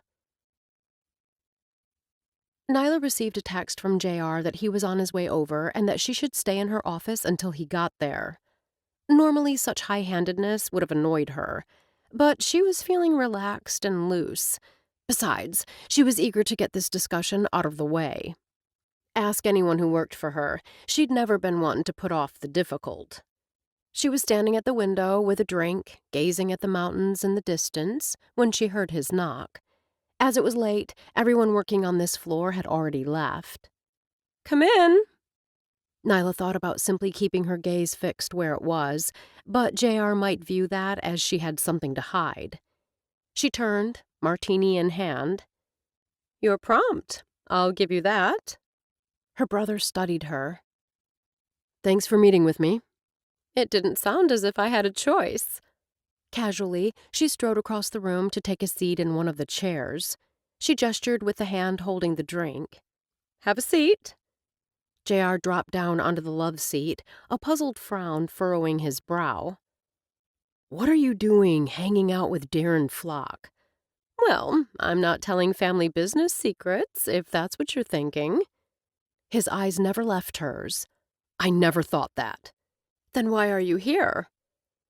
Britt mentioned seeing you today with Darren. She said you told her you and Darren are friends. JR lifted his hands. What the heck, Nyla? Darren isn't the monster you all seem to think he is.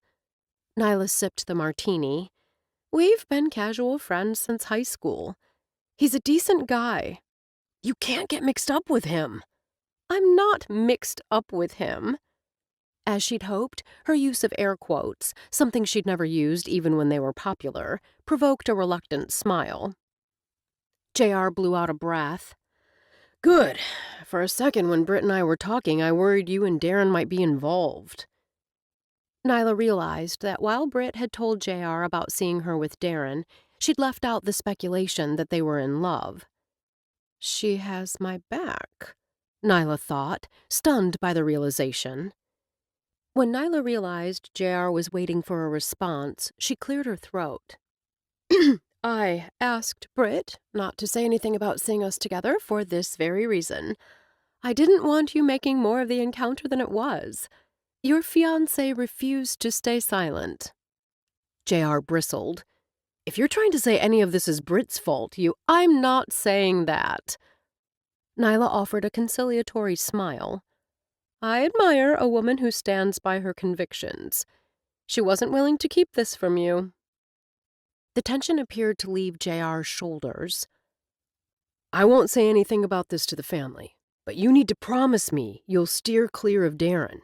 If he comes around, send him away. Do you hear me? I hear you.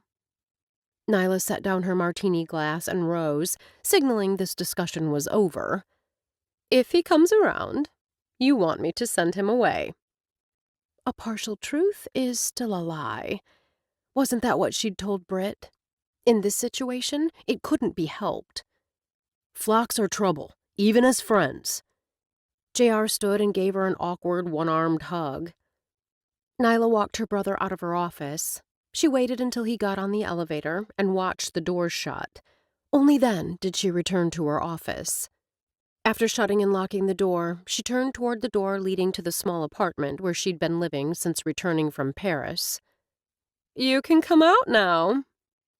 Darren strolled into her office, buttoning the cuffs of his shirt, his hair still damp from the shower. "That didn't take long?" "When you come around, I'm supposed to send you away." She stepped to him, wrapping her arms around his neck. He tipped his head back and studied her face. "Is that what you're going to do?" She shook her head and smiled. "No." "Good." Darren's arms slid around her waist, and he pulled her even closer. "You and I have something special, Nye. Give me time, and I'll prove it to you." This has been Can't Say No, written by Cindy Kirk, narrated by Amy McFadden, a member of SAG-AFTRA. Copyright 2020 by Cynthia Rutledge. Production copyright 2021 by Cynthia Rutledge. Thanks for coming along for Britt and JR's heartwarming journey. Buy Don't Say Maybe, Book 3 in the Silver Creek series, to enjoy the uplifting story of Darren and Nyla.